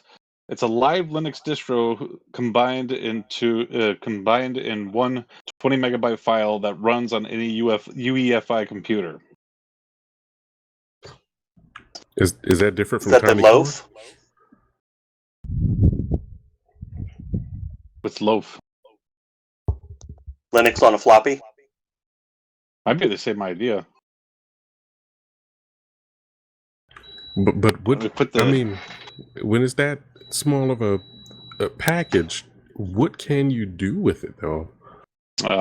So apparently the guy You must not say it. Okay, I just added those in, and now. I don't know. What do you do when it's that small of a package?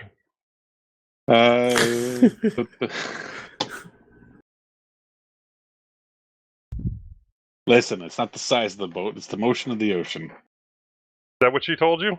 That's exactly what she told me, and I believe it, damn it!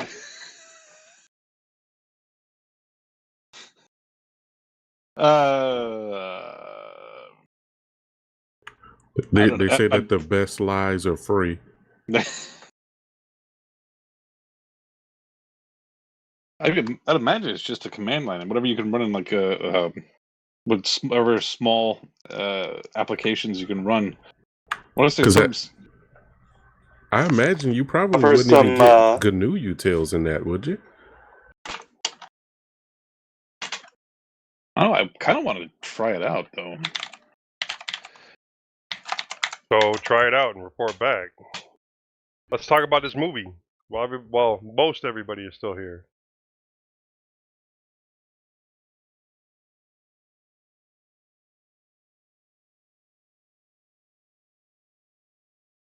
So I was just trying to give us some legitimacy as being talking about Linux here. Well, this is our lug, and if nobody likes it, they don't have to listen. So the movie was Brian and Charles. From I'm not sure what year it came out. Last year? That had to be fairly recent. Yeah, it was fairly recent. Do you want to give the synopsis of the movie? So there's this guy. He likes to tinker. Honestly, he just puts random things together and has crazy ideas, you know. Sometimes some of it kind of reminded me of, well, me and us. But yeah, he's very much a loner. And one day he comes up with the idea to build a robot. And I'm going to tell you, this is a tech-adjacent film. Mm. Yeah, a very tech-adjacent film as opposed to a tech film. And he decides to build an android. He built a robot out of a washing machine. Out of a washing machine and a mannequin head. Yeah. And now the legs did look very technical when we saw the legs. But and the power source or the CPU or whatever, when he pulled it out when the thing wasn't working, yeah. But anyways, he builds this thing and he turns it on and it won't turn on at first. And then the next day he's like, a rat walked across the wire and reconnected a wire and got it working. And this giant washing machine starts talking and it chooses its own name as Charles. Charles Petrescu. Yeah. And then it's them wandering around and Charles wanting to do more and more, and you get to meet this other girl that lives in this tiny village where this guy lives. And then there's the antagonist that shows up and tries to buy Charlie, and then there's supposed to be this bonfire, and it's his bonfire, and he's a jerk, and he steals Charlie. Says he's gonna burn Charlie on the bonfire because, yeah, rude shit. We don't have to give away the whole movie, but we get the general synopsis. But in the end, Lonely Chuck Man gets to go around the world. Lonely Man Charles. builds it, basically. If he had a dog, it'd be Wallace and Gromit. I was going to watch it because I thought it was very cool until the moment I saw Charles, and I was like, "Nope, can't do it." Look. But that's part of the fun of it. This movie is extremely campy, and it's a little bit slow. Yeah. I did watch it at 2x, but it's not bad. Nope, it's not bad. It's good. What high it's clean, praise. It's enjoyable. Okay, so But it's not a tech movie. Now, from the outside looking in, I saw a weirdo somehow created the. I'm happy that it didn't go CGI. Don't get me wrong, but the Charles or whatever his name was so terrible. But that was the point. Yes. It literally looked like, hey, go grab some 5X clothing from the local Goodwill, put it over this washing machine box, and then stick it on your head. And now we're going to call you a robot. And try not to laugh while we're doing this. Oh, and by the way, this chick's going to love me over this. Like, no. Come on. She already loved him. She already loved him. She already loved The him. low budget, campy, a comedy of horrors that I saw was so much better. So yeah, I'm interested in the comedy of horrors because Mortensen has already recommended a couple of really good movies, and the other ones that I saw have made me hurt inside. So Psycho Gourmet? No. Oh, that was great. Psycho Gourmet was awesome. great. But we picked some real crappy movies, but this one's going to get a thumbs up for me. I mean, it was not terrible, and it was better. It had more of a plot than the last movie we watched. Did Charlie fight at all, the robot? No, but the inventor if he shot guy. A cannon with that shot out. He shot the cabbages. Yeah. The inventor guy did make. Essentially, he remodeled the bully blinder from Goonies and used it to push the other guy away. Wow. I don't know if you remember the bully blinder from Goonies. No, I don't. But this it just sounds so. No, I don't think I could do it. I can't do it. Where is the list? I used to have it tabbed, but I seem to have lost the tab. It's a Matrix, isn't it? Don't you know for Thunderbird? I keep saying Thunderbird. Mozilla Firefox has the new tabs feature. Send to tabs or whatever it is. They're finally doing stuff with the browser again, guys. Promote our browser. Movie list. Movie list, got it. I hate to say it, guys, but I'm going to have to shut down. Did you get a chance to watch the movie? No, I did not. Wise man. 2022.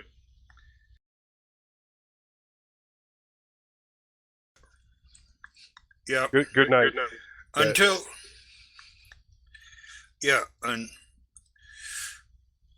Until we see Janelle doing her opera, I don't think I'll be looking for a movie.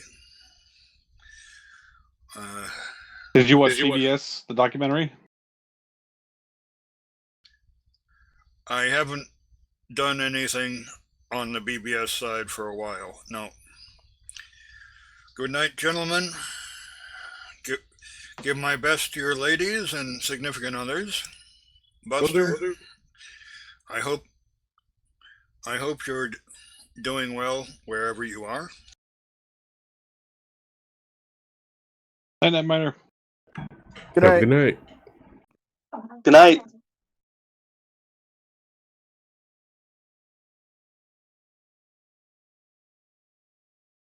This list that I have is not very up to date here. Plus, half the things that we have watched haven't been taken off or rated or. So, how many thumbs up we giving this? But see, I give it a thumbs up. I thought it was all right. Yeah, I'll give it a thumbs up. I'll counteract. That's 3. 3 thumbs up. Two thumbs up then. 2 stars. I feel like you guys are trying to bait me to watch it. Everybody's like tricking me, like, "Oh man, it's really good. You really should try it." And then I I watch it, and I didn't just say it was really good. okay. I'll say it's good. He said it wasn't Good. bad. It wasn't bad. That's definitely true. It wasn't the normal shit show that we watch, and it wasn't as dull and lifeless as Kimmy. It wasn't a Don the Dragon Wilson crapfest.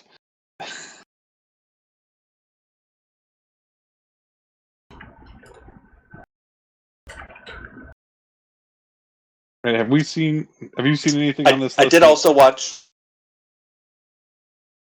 Go ahead. I did also watch Cocaine Werewolf, and I'd tell everybody pass on it. What is it called? No good. Cocaine Werewolf. Cocaine where? Oh.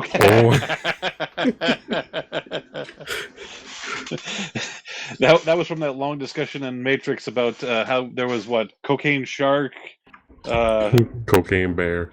the cocaine Cocaine bear, Cocaine Panther. Cougar.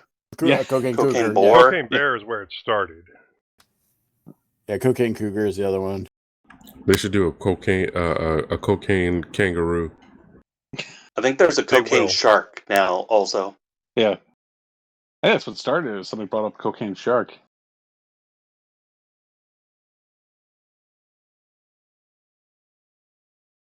Have you guys seen the new Crow? I'm getting ready to No. watch it. Maybe this The weekend. new Crow is out. Yeah, I found Yeah, it. it's in theaters now. So is Beetlejuice. So is what's the other one that's out right now? I have to The tell my Crow? wife. The Crow, Beetlejuice, and Oh, they did a new Beetlejuice? Yeah, Beetlejuice, the sequel. I'm afraid to watch it though, because I'm afraid. I heard it was good. so far I've heard good things. And the last thing I saw in theaters was Alien Romulus. I think I talked about that the last show. Maybe the show before. I enjoyed it. It wasn't over the top and new or anything, but I thought it stuck to the Alien franchise really well. And I hear the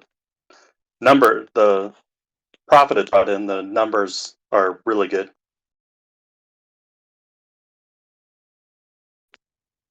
Leading up to Alien Home or Alien Earth, the new TV series that's coming out. Alien Earth? Yeah, there's going to be a series on, I think, Amazon. Oh, nice. Any idea when that's coming out?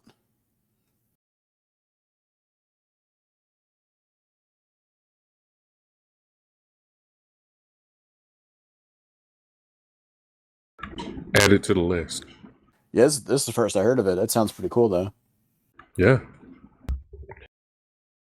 I did add a movie to the list because the preview looked pretty good. It is an Adam Sandler movie, though. What's it called? Spaceman. Oh, right. I saw an ad for that. It's a Netflix movie. I don't know. Does that count? Isn't that He's just in a he's in generic space sci-fi? with aliens. I know, but isn't that... It's got to count more than Brian and Charles. It must be a Agreed. tech movie. A tech movie is a movie with the central theme of the movie revolves around technology or some sort of, and I not haven't just seen the tangibly movie related. to tell you whether or not. It's not supposed to be a comedy, so I'm assuming that there is some science involved.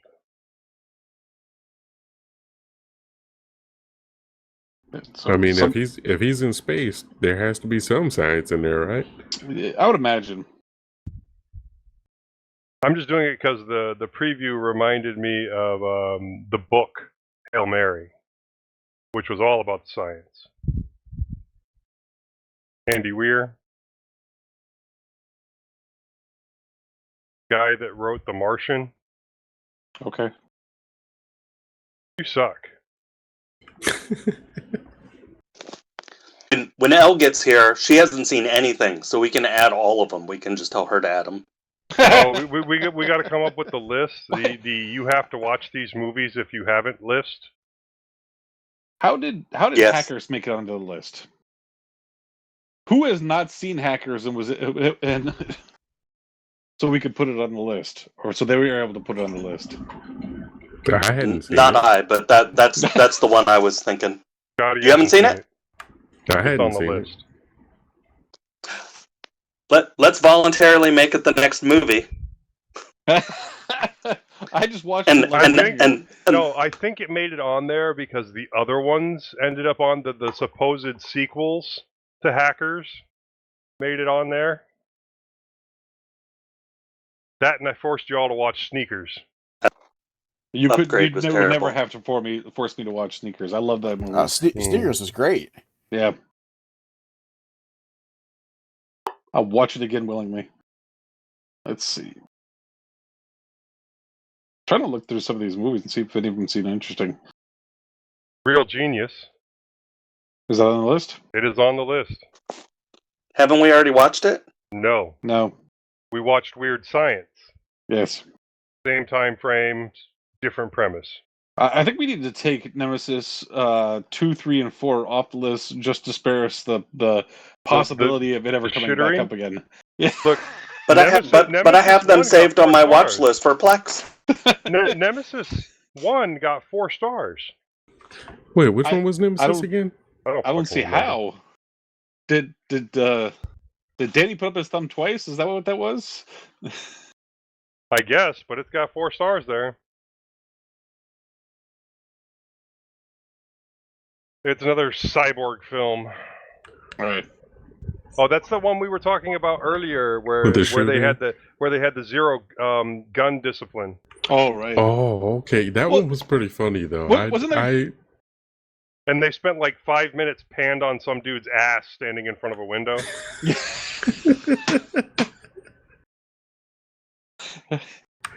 Oh, my favorite part is when that guy sacrificed himself to save his friends, and he jumped on a grenade with his junk, and it blew.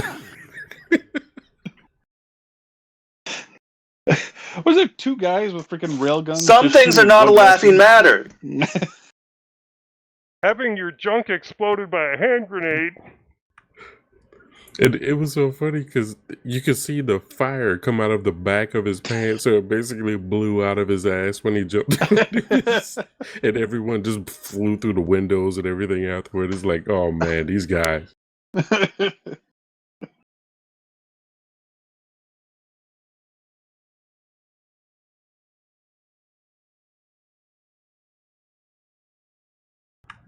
I think what sets you up in that movie the best is at the very beginning when that cyborg chick supposedly tried to seduce him, and he shot her in the head. But he shot her, I think it was like he shot her on the left side of her head, but all the damage was on the right. So you can tell it was clearly like a mistake in makeup or something. And they were just like, screw it, we don't have the budget to redo it. We're just gonna... no retakes. It's all one shot. That's right. How about The Creator? Okay. 2023. Yeah. Didn't see it. Neither did I, which is why I put it on the list. That's about AI. Is it? Yeah.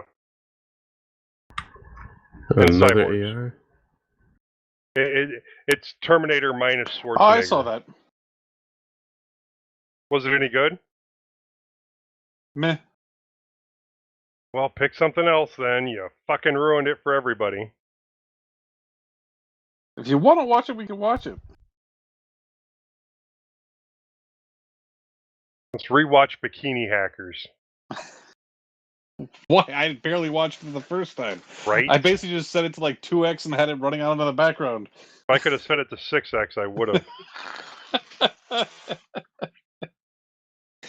Oh, what a giant waste of time that was. LinuxLUGcast develops a 6x video. Just so we can make it through Just so we can make it through another Don the Dragon Wilson movie. All the Dawn Yeah. the Dragon Wilson movies. We're just going to line them up one right after the other, and they're just going to play all the way through. So that way so they can never make it on the list ever again. I've seen all of them. They can't be on the list. All right, you want to do The Creator? I'm okay with whatever. Sure, why not? Where is it? What's that? Where is it? On the internet. We'll We'll talk to Danny and we'll have him put it up there. 2003? Yeah. No. 2023. 2023. Yeah. 2023? Yes. It's on my Plex. It's on my Plex too. Okay.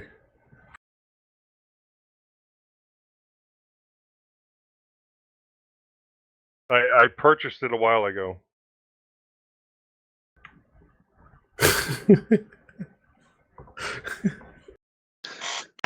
All right. Let me get an IMDb page for it. What lovely artwork. Gotta get the sea shanties going.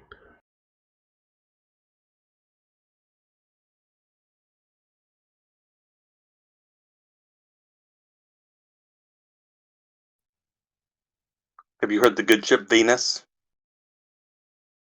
No.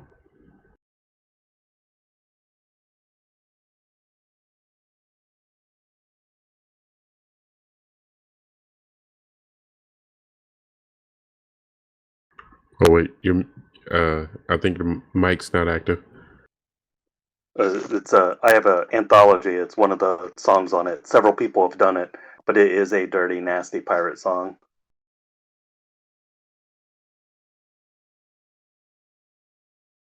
All right, It's called we talked about it in the show Ship notes. Venus. Are you putting it in the show notes? The good ship Venus.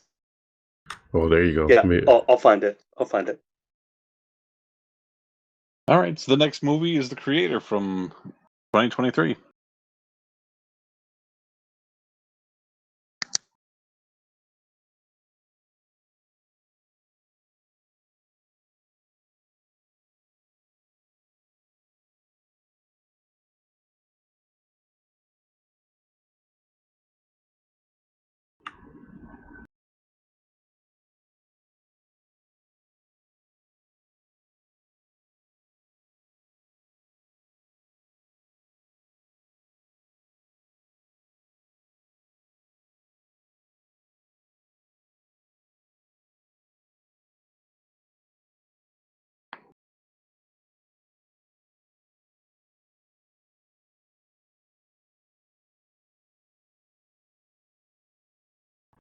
So Joe, tell us all about that journaling. Any specific journaling techniques or anything you want to share? Not really. I mean, shit. I just write shit down, No, that and takes I all the use fun out of it. Joplin. What technique should I use? Should I only type with my left hand on the second Friday of every month? You only do the digital. You don't do any physical books for I the used to. journaling. I used to. Now it's all digital. I do a mixture of both, and I switched over to a method called the bullet journaling method, and it's really cool, really minimal, and you can do it both digital and on paper to keep things pretty synced up and easy. The problem is, depending on the guy who created it is called Ryder Carroll, but there are a lot of people who have their own like twists on it, and the content creators that are showing it off, to be honest with you, I think they just want to decorate and draw, and they call it journaling. So to each their own. But if you stick with the Ryder Carroll method, it's got a nice key, so that way you use very simple symbols and things like a hyphen, period, and a few other things to mark certain events. So I think like events are like the period, the hyphen are for notes, things of that nature. So as you're going down throughout your journal, each line can be represented by something different, and it really helps you keep a lot of things in order.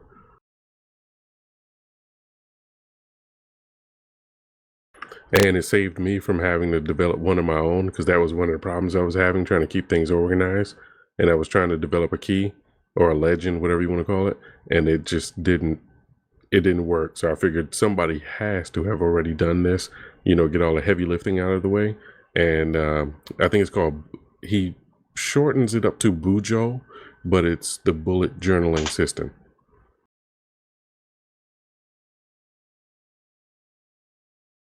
Cool.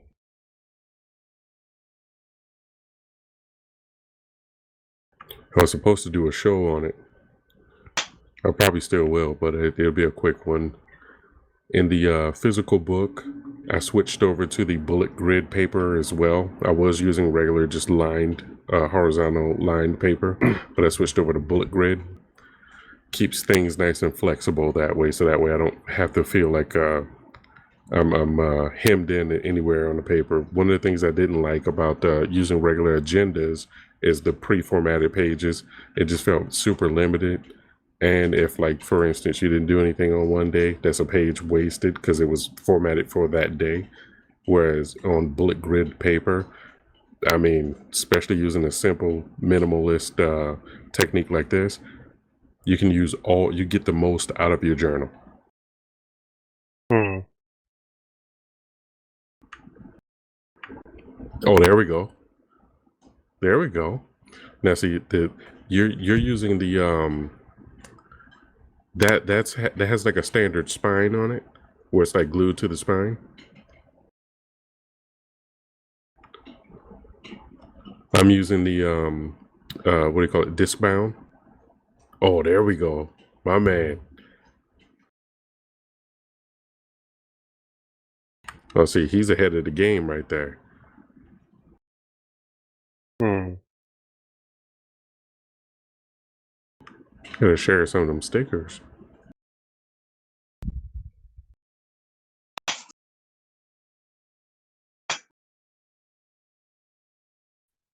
I need to start making stickers again.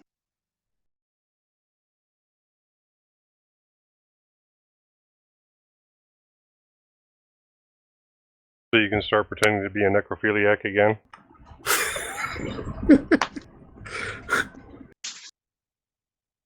Be what? A necrophiliac. Your necrophiliac shirts. It kind of reminds me of like a shotting gun.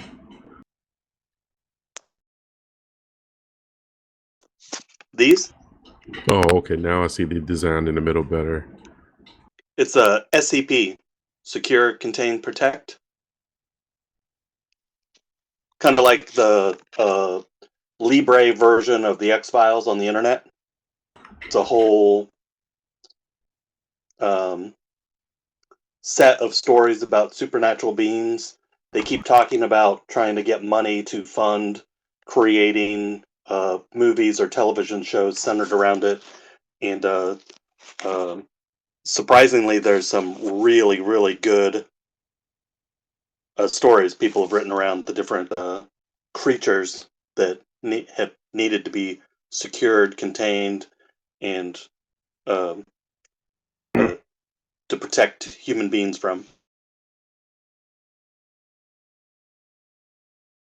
And that's how you find it? It's called Secure, Contain, Protect? Like that's the name of the series?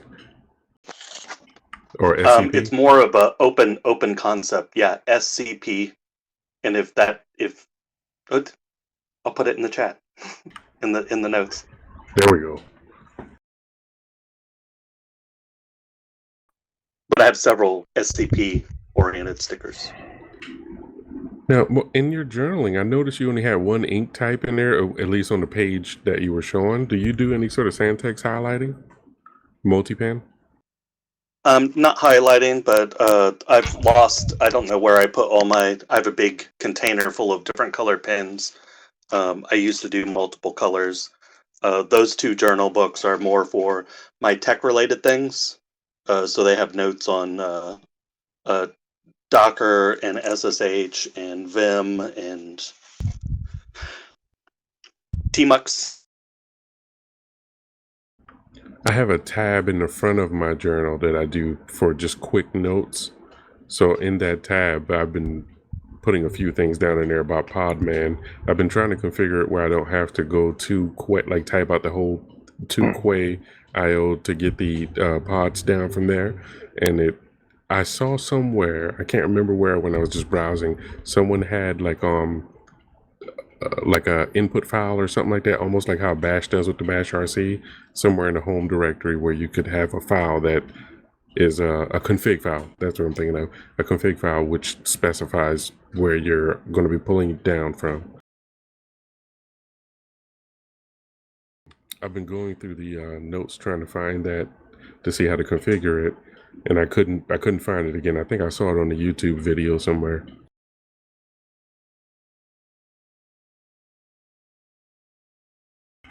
But Podman's been pretty interesting. I'm playing around with that, pulling down pods for Python and trying to do the development of Python within the pod so as not to pollute the system with all the different... Basically, I'm trying to play around with Beautiful Soup, do a little bit of web scraping, and I don't want to, pull down a bunch of crap onto my system.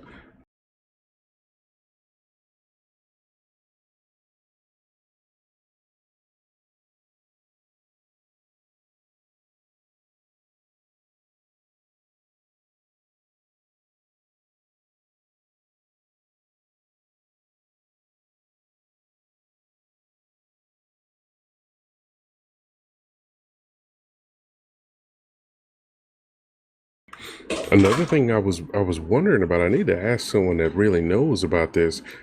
With what was it, PyPy, that had those issues with typo squatting, where those guys were putting up those malware packages. If you were to, say for instance, accidentally get one of those typo squatted packages, but you pulled it down into a container, if you're not running that container as root, would you still be as vulnerable, or would it, I don't know how it would affect you if you're running from a container. I would assume the container would be vulnerable. So if it was saving out to other places, but I think just for the most part running rootless, I think you'd be more protected, but maybe not necessarily safe. I'm not an expert to speak on that. Maybe Joe. I'm sorry, what was the question? Or maybe Dan. Vulnerabilities from PyPy. I don't know. Compromised packages. How compromised are you running those inside of a container? It depends on the container system. I mean, Docker is known to have leaks in some cases. I would assume that most of your other containerized systems are the same unless you're using C spaces that you built yourself. So It's very possible to get outside of a container from inside a container. That I'm looking into, and I've noticed that in some of my studies, I found out that System D has a ton of features where you could play around with was it the C spaces and namespaces and something else, where basically you build containers using System D, using the mandatory access controls.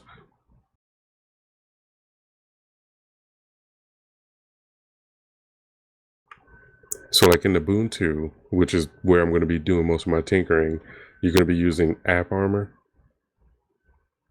as one of the ways of containing your application. So you're going to be doing the whole what's it called, complain mode or whatever, to allow the application to run as normal.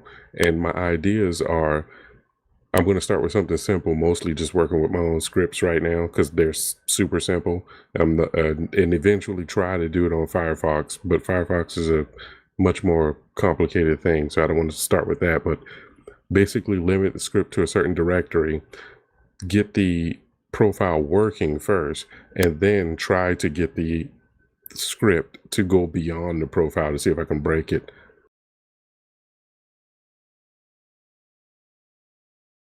Sounds like fun.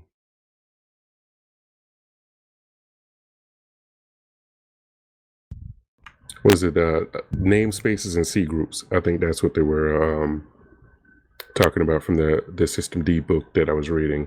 Because when I was going through the AppArmor book, it felt like I was missing something. I wasn't really sure what it was until I jumped back into that System D book, and they started breaking down how you can basically use System D to contain things, build a container using those two.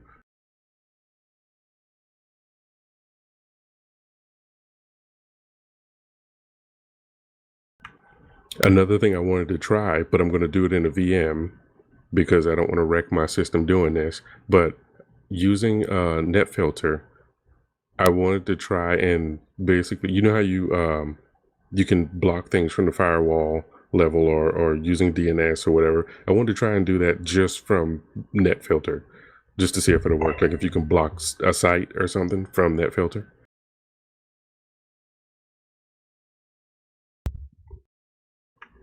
Should be able to.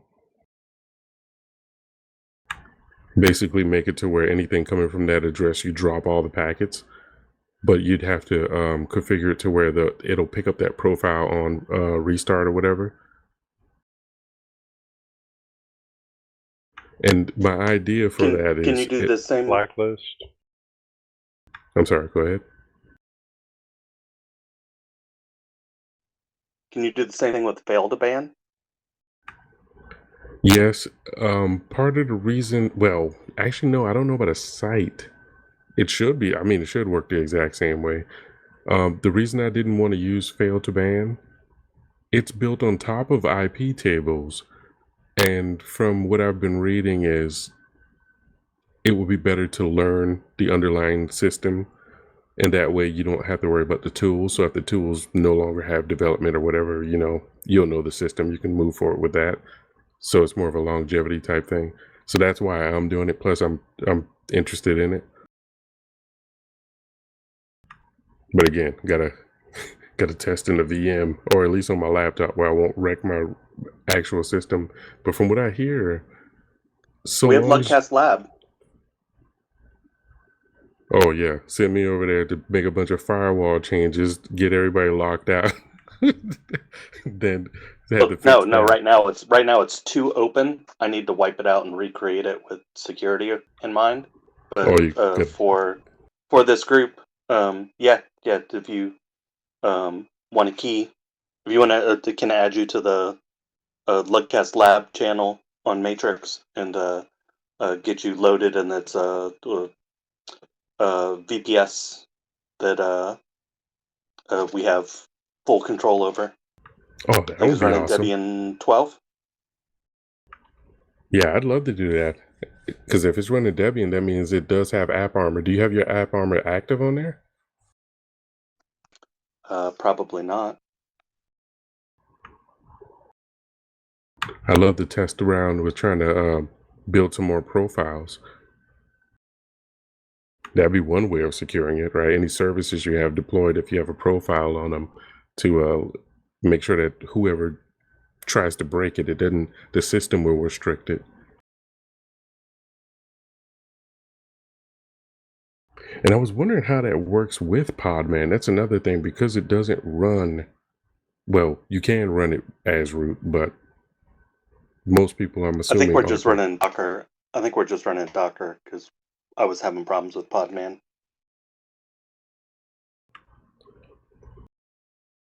And Debian has a Docker. Wait a minute, where'd you get Docker from on Debian? Install Docker. I don't remember. Yeah, the Docker. I think. Let me look. I'm surprised Debian has. Oh wait, are you running what's that? Was it Sid? The one that is on the edge of Debian? Experimenter or whatever they call it? Yeah. It's Bookworm.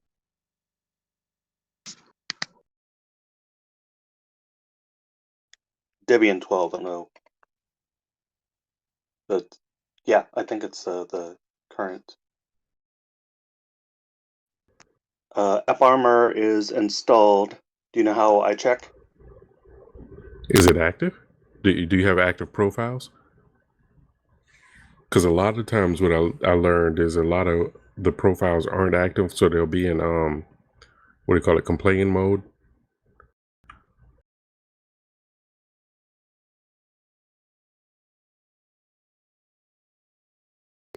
There's a complain mode and then was it enforcement mode? The enforcement mode is when the profile is actively restricting the application.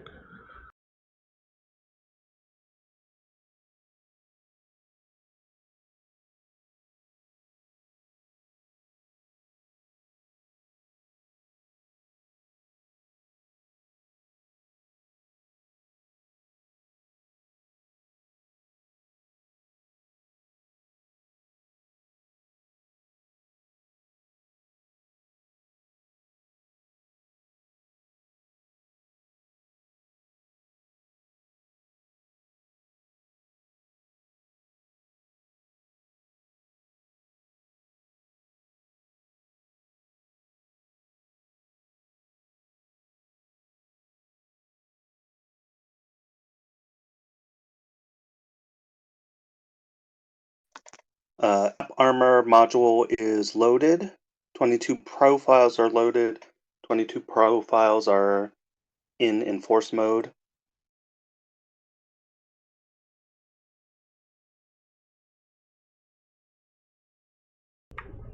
Ah, sweet. I think Debian and Ubuntu and well, their derivatives may also share the same profiles, because I think that's the standard. I didn't set it up or enable it. No, I think it comes like that from right out the box. Because when I was doing my testing, I didn't want to wreck my system, so I was checking in the VM.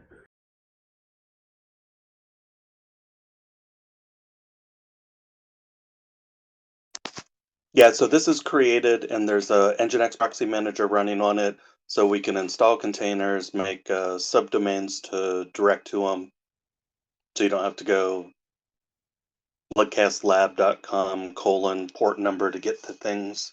They can be subdomain to cockpit.lugcastlab.com, etc. Now, are you running like the LXD, LXC type containers on there as well, or just only application-based containers?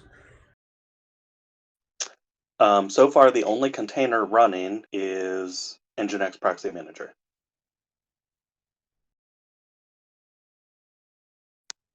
I have another one that's on prolificsynergy.com, and it's running YUnohost, and it has about 10 to 20 apps running with YUnohost.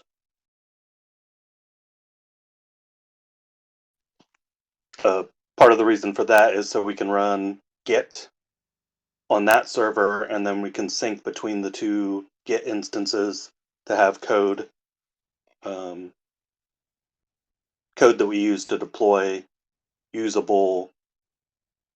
If I destroy one system and bring it back up, we're trying to get it to where we can redeploy like we're an enterprise, so everybody can learn whatever they want. Sweet.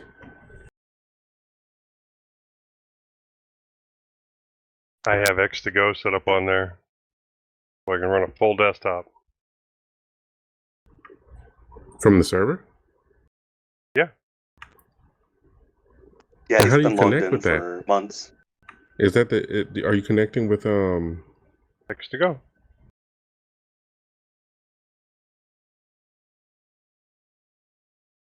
I always thought that was pretty finicky though. He's been logged in since July 6th.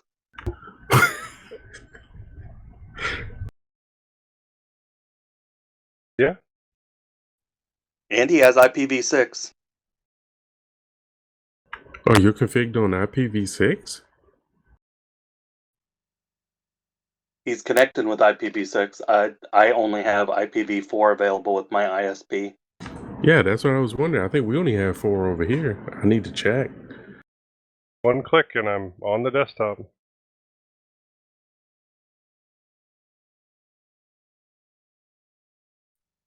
Can you document the setup and install for that so I can replicate it when I tear the server down and rebuild it?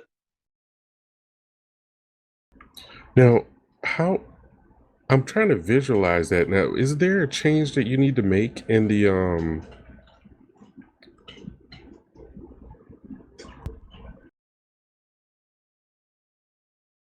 I don't get it. I don't understand. How are you connected? X2Go.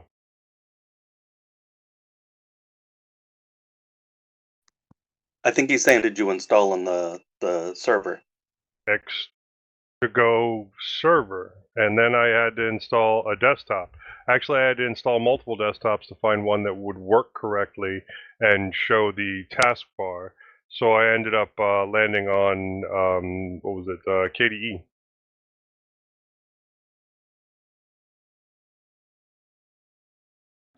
Okay, so the server is projecting the desktop Entire over desktop.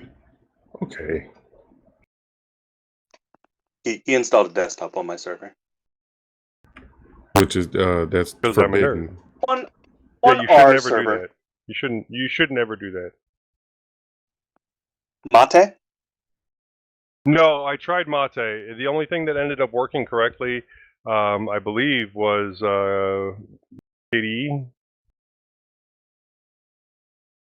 Well, you have to go with KDE for the global menu. I see Cinnamon install, LXQT, I tried LXQT several. Core, I had Light to try DM. several. KDE is the last one. KDE full. Yep. I'm trying to find it in this list because I just have too much shit brought up. Well, just use history. Isn't there history in there? Here we go. Here we go. Yeah, I was looking at his history on the server. There. Oh, you got the Minesweep up? Mm-hmm. I mean, that's really cool.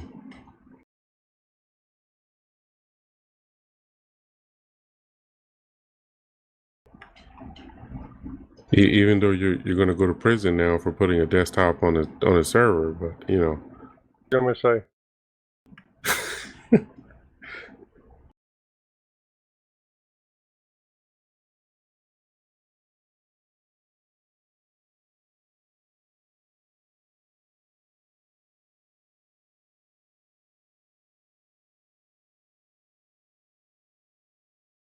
And then let's see. I think I have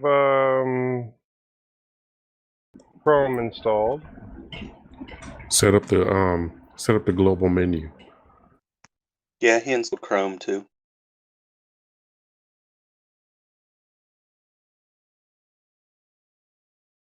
So have any of you ever played with what's that proc? Goodness, there's a what was that top? That's HTOP and that's Joe's process is running right now. Oh. Most of it's Chrome. I just opened Chrome right now, so Yeah, What y'all talking about? 187% CPU. Yeah, time to start loading up tabs. What y'all talking about right Yeah, now? it's the Lugcast lab server and Joe's desktop environment and Chrome install. Can you hear me okay? I'm at the airport. nope, we can't hear you. We're on our way 5 from by 5. Fukuoka to back to Tokyo.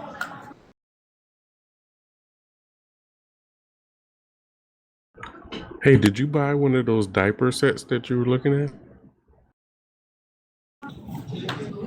No, they didn't have any my size. Now I it's telling somehow me I doubt need to it. sign in. To sign in, I need to sign into YouTube to watch anything. I'm gonna try and jump on Jitsi, see what happens.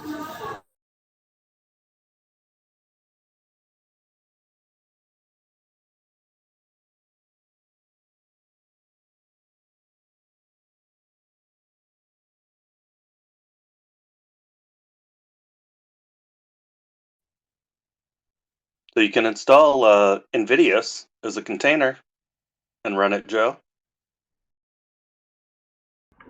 Oh, wait, that's just installed right on Bypass the the host? YouTube login.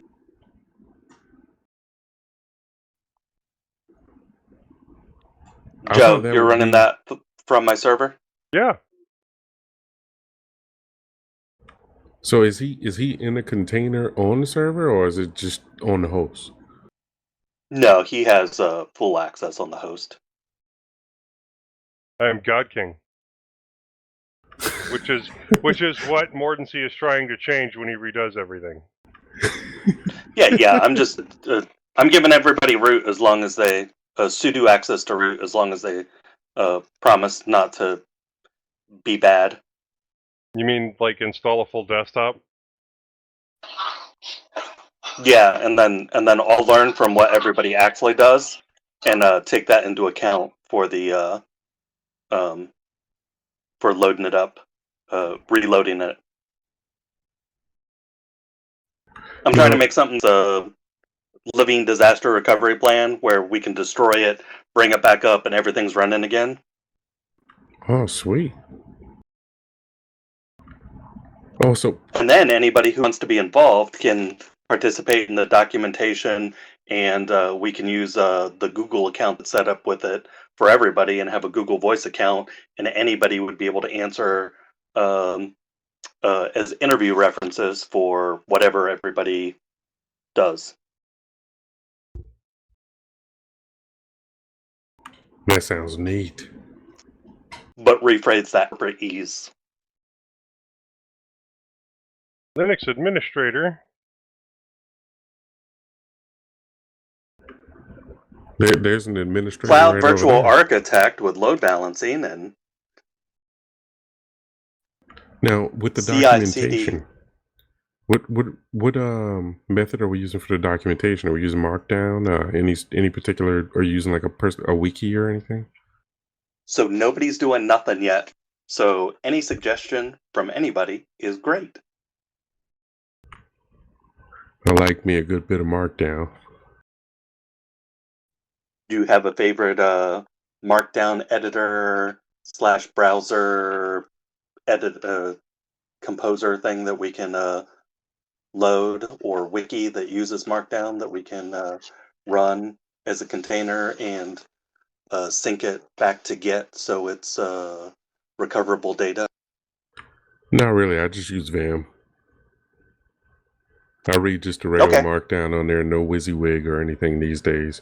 But I mean, it should be renderable as a web page. You can use like Pandoc and render out a web page from it, render it into HTML. Or there's what's the name of that static host citing thing? I can't remember what the name of it is. Is it Hugo or something like that? That does the static Yeah, Hugo pages? is static, yeah. I suppose something like that, but no, that'd probably be too many packages for something like that. I mean, Hugo? it's not a small Hugo. server. Hugo is very simple, from my understanding. Yeah, I was thinking that could be used for the documentation, but that I'm not sure if that's built. Well, I don't know. It's just an option. I just threw that out there. Dude, yeah. If you have any ideas, bounce them off me. Bounce them back and forth. We can hop in and do some live workshopping, and it doesn't have to be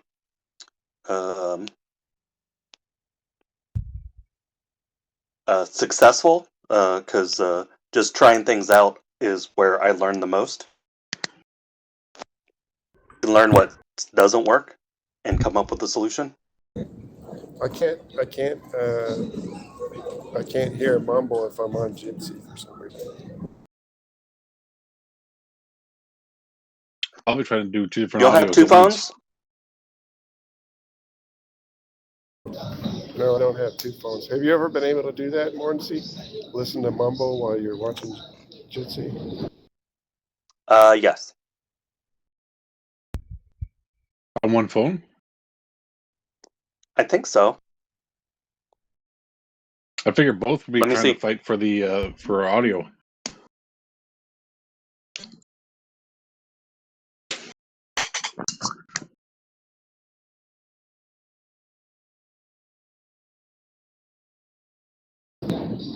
Just chat with you guys on the Matrix. No, I've Did you never. already pick the movie? The creator. Yes, creator from 2023. Okay, I'll check it out. Yeah, you had a 14-hour Oh, flight and you couldn't watch an hour-and-a-half movie. Hey, I was In 45 minutes. trying to get ready for this flight, so I missed that opportunity. What did y'all think about the movie? Did you already talk about it? Yeah, Did everybody like it? You'll have to listen to the show to find out. Well, I have to edit the video anyway, so I guess I'll hear it then. You'll be pleasantly surprised. Oh, that's good to know. So we're Yeah. we're headed back to Tokyo for the day. It's 1 p.m. here, and then our flight's about an hour and a half, so we have a little bit of a day left in Tokyo, and then the next day we fly out back to the U.S. from Haneda Airport. you sound tired. Yeah, I got a cold while I was over here, so. Oh, great. They have some cold medicine here in Japan that's pretty awesome, though. He can't come back. You Right. have to live in Japan now. I'm You're in not bringing quarantine. your crazy Japanese germs over here and infesting all of us. Patient 0. Yeah. Yeah, I'm going to Joe's house right from Japan. Make sure he gets his Japanese flu. We've already established that I have a pair of shotguns. Slap a big old sloppy kiss on him and No. Make him Yeah, make him like go that. through that discharge process you were talking about earlier with the capacitor. if he survives that, he's okay. Yeah, we had some awesome food while we've been here. Lots of cool sights to see. We're No kind of winding horse? down the trip now. No, I didn't try the horse sashimi. You know, I thought that was weird when I saw that. I saw you guys talking about eating a horse. I was like, maybe I don't want to participate in this. I don't know what's going on here. My brother does horse rescue, large animal rescue. He works for a nonprofit, and they do jousting and stuff to raise money. But that's part of why they were founded, was to keep horses and wild horses from being exported from the U.S. To Japan. I think they changed the law here. They can't send them to Japan from the U.S. Wild I'm going to horses? sign off here, and I'll check with you guys on Matrix. We got a flight to catch. All Okay. right. Safe travels, man. Have a good trip. What happened to Netminer? He left already. Okay, he was tired, I guess. Yeah. I'm not sure about the specifics of the horse. Okay, I'll talk to you guys later. Have a good night. All right, have a good one. But what was your question again, Scott? I was wondering, like in the U.S., I didn't think there were any more wild horses left in the U.S. I figured most of the territories. There are lots of them. They're hard to keep the populations down, and there's places where people go trail riding specifically to let their horses go because they're too expensive to maintain, and you're not allowed to leave the national parks if you don't have the number of horses you came in with. Oh, that's terrible. Because that's the same. Or problem so that I've heard.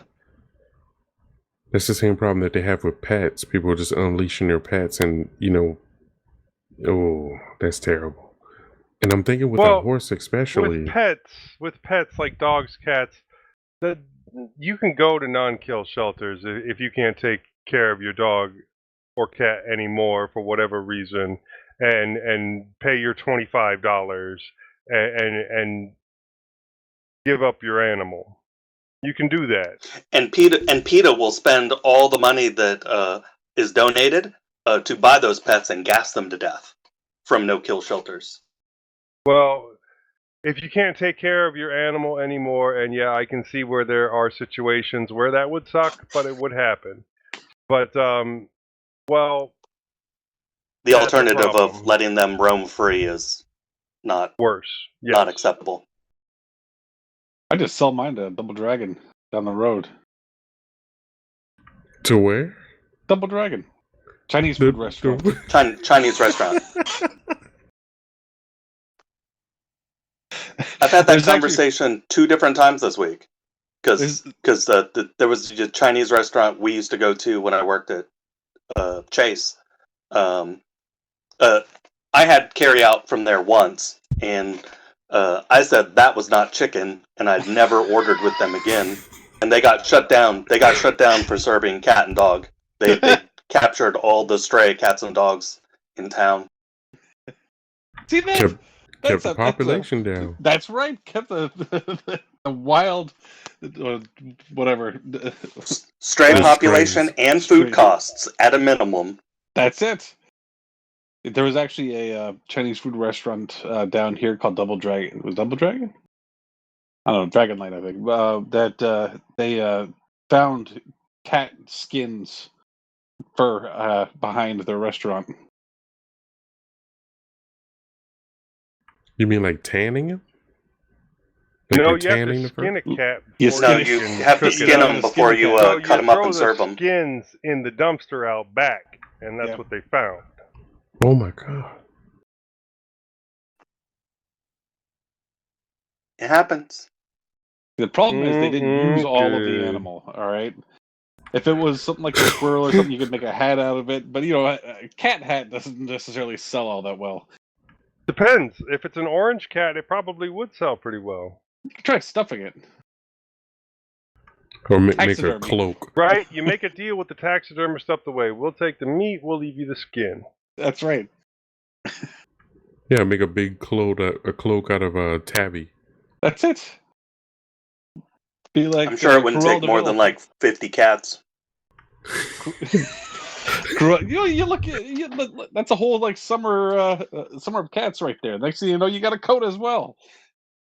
Yeah. On average, it takes 23 ocelot pelts to make a coat. You're keeping the cat population down. Right. Cat population feeding the masses down for the lowest cost. But the cats are good, though. We're going to get banned on YouTube because of this discussion. This is sarcasm, people. Yeah. Pro cat killing meeting. I own cats. I'm not going to eat them. Not that I haven't eaten cat before, but that was in Korea. Have you knowingly eaten cat or known that it was cat? And dog. What's that? And dog? What do they taste like? Meat. Chicken. Squirrel.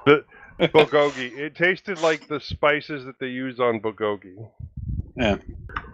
After you've had enough to drink, it all tastes like chicken. Right? You have enough I have not soju. had rat. You have enough soju, and That you you don't know of. even know. And if you have enough soju after that, you don't even remember. Had something good last night.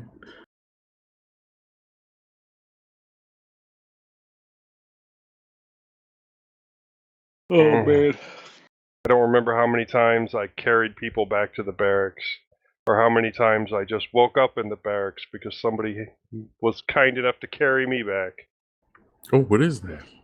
That's a laptop or a tablet stand, 3D printed. It's a 3D printed phone stand, octopus tentacle. It's cool. Yeah. Did you get a printer?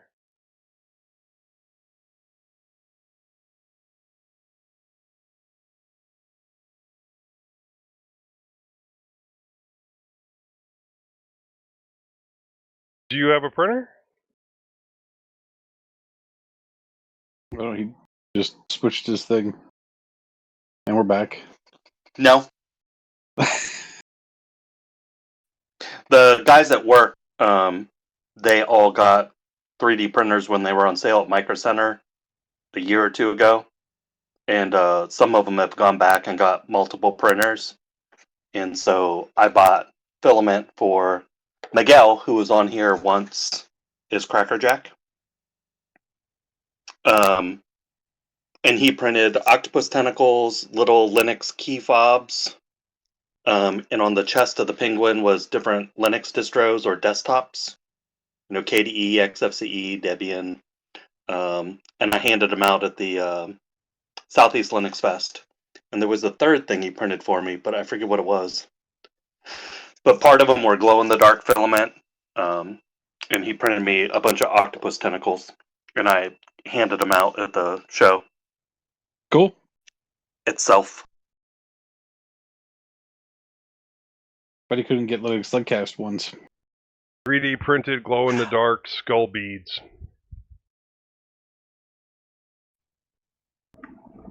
That Yeah. So- I'll have to ask him if he can do that.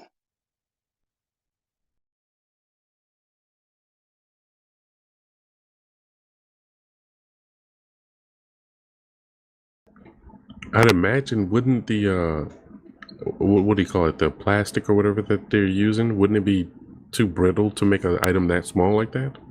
Especially with a hole in it for the eyes for the skull? No? No. They would wear out eventually. I mean, everything does, and it'd be quicker than something you bought at the store that would be made with ABS. But you could print it in ABS instead of like PLA, which deteriorates quickly. I mean, yeah, those are probably vacuum formed, or are they 3D printed? These are yak bone skull beads, hand carved by Buddhist monks and nuns in Nepal. So yeah, those will last a lot longer than your plastic ones will. I think you could probably print them pretty easily. And You have to- and then that first one is a snake vertebrae from Nepal. Hold on. That's my artistic side. I make jewelry on the side. I don't know if you I've guys seen can some of see your work. this, considering how small it actually is. A little difficult. Oh, It is that is. TPU? No, this is PLA. Oh, is it? Yeah, I thought it was squishy. Oh, Oh, that's a it's a little skull, skull. isn't it? Yeah. yeah. Wow. You can That's really pretty get detail down small. Yeah. What nozzle size did you use? That was a 0.4. That's still just 0.4? Yeah, I switched to a 0.6 not long after I printed these. But yeah, the detail came out really good for a 0.4.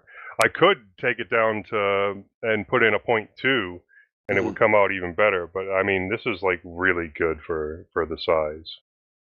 But this was when Mordency was previously overseas and talking about the skull beads that I had printed some out just as a test to see if I could. So could you thread them? My fiance. Yeah. They got a hole all the way through.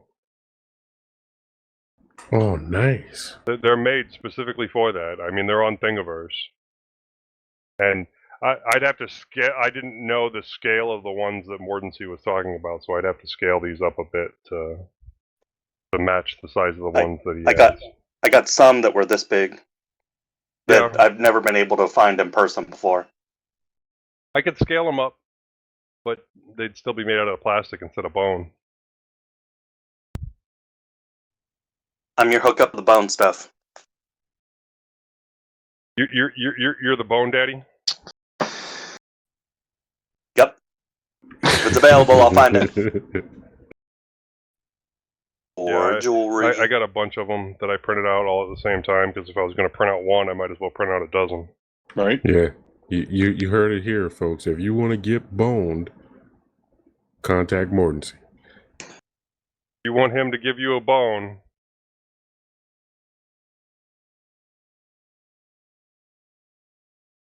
All right. I gotta go to bed. Yep. I gotta get up early. It's late. I have another podcast tomorrow. Do we want to prepare anything for the Ohio Linux Fest? Stickers, pins, buttons? I don't know. We can. Everybody think about it? Because Sure. I'll be there. I need to make a trip to Iowa. I'm For sorry. My foster father, Bob, has had a couple of heart attacks now, and I'd like to see him before he dies. Oh. I'm sorry.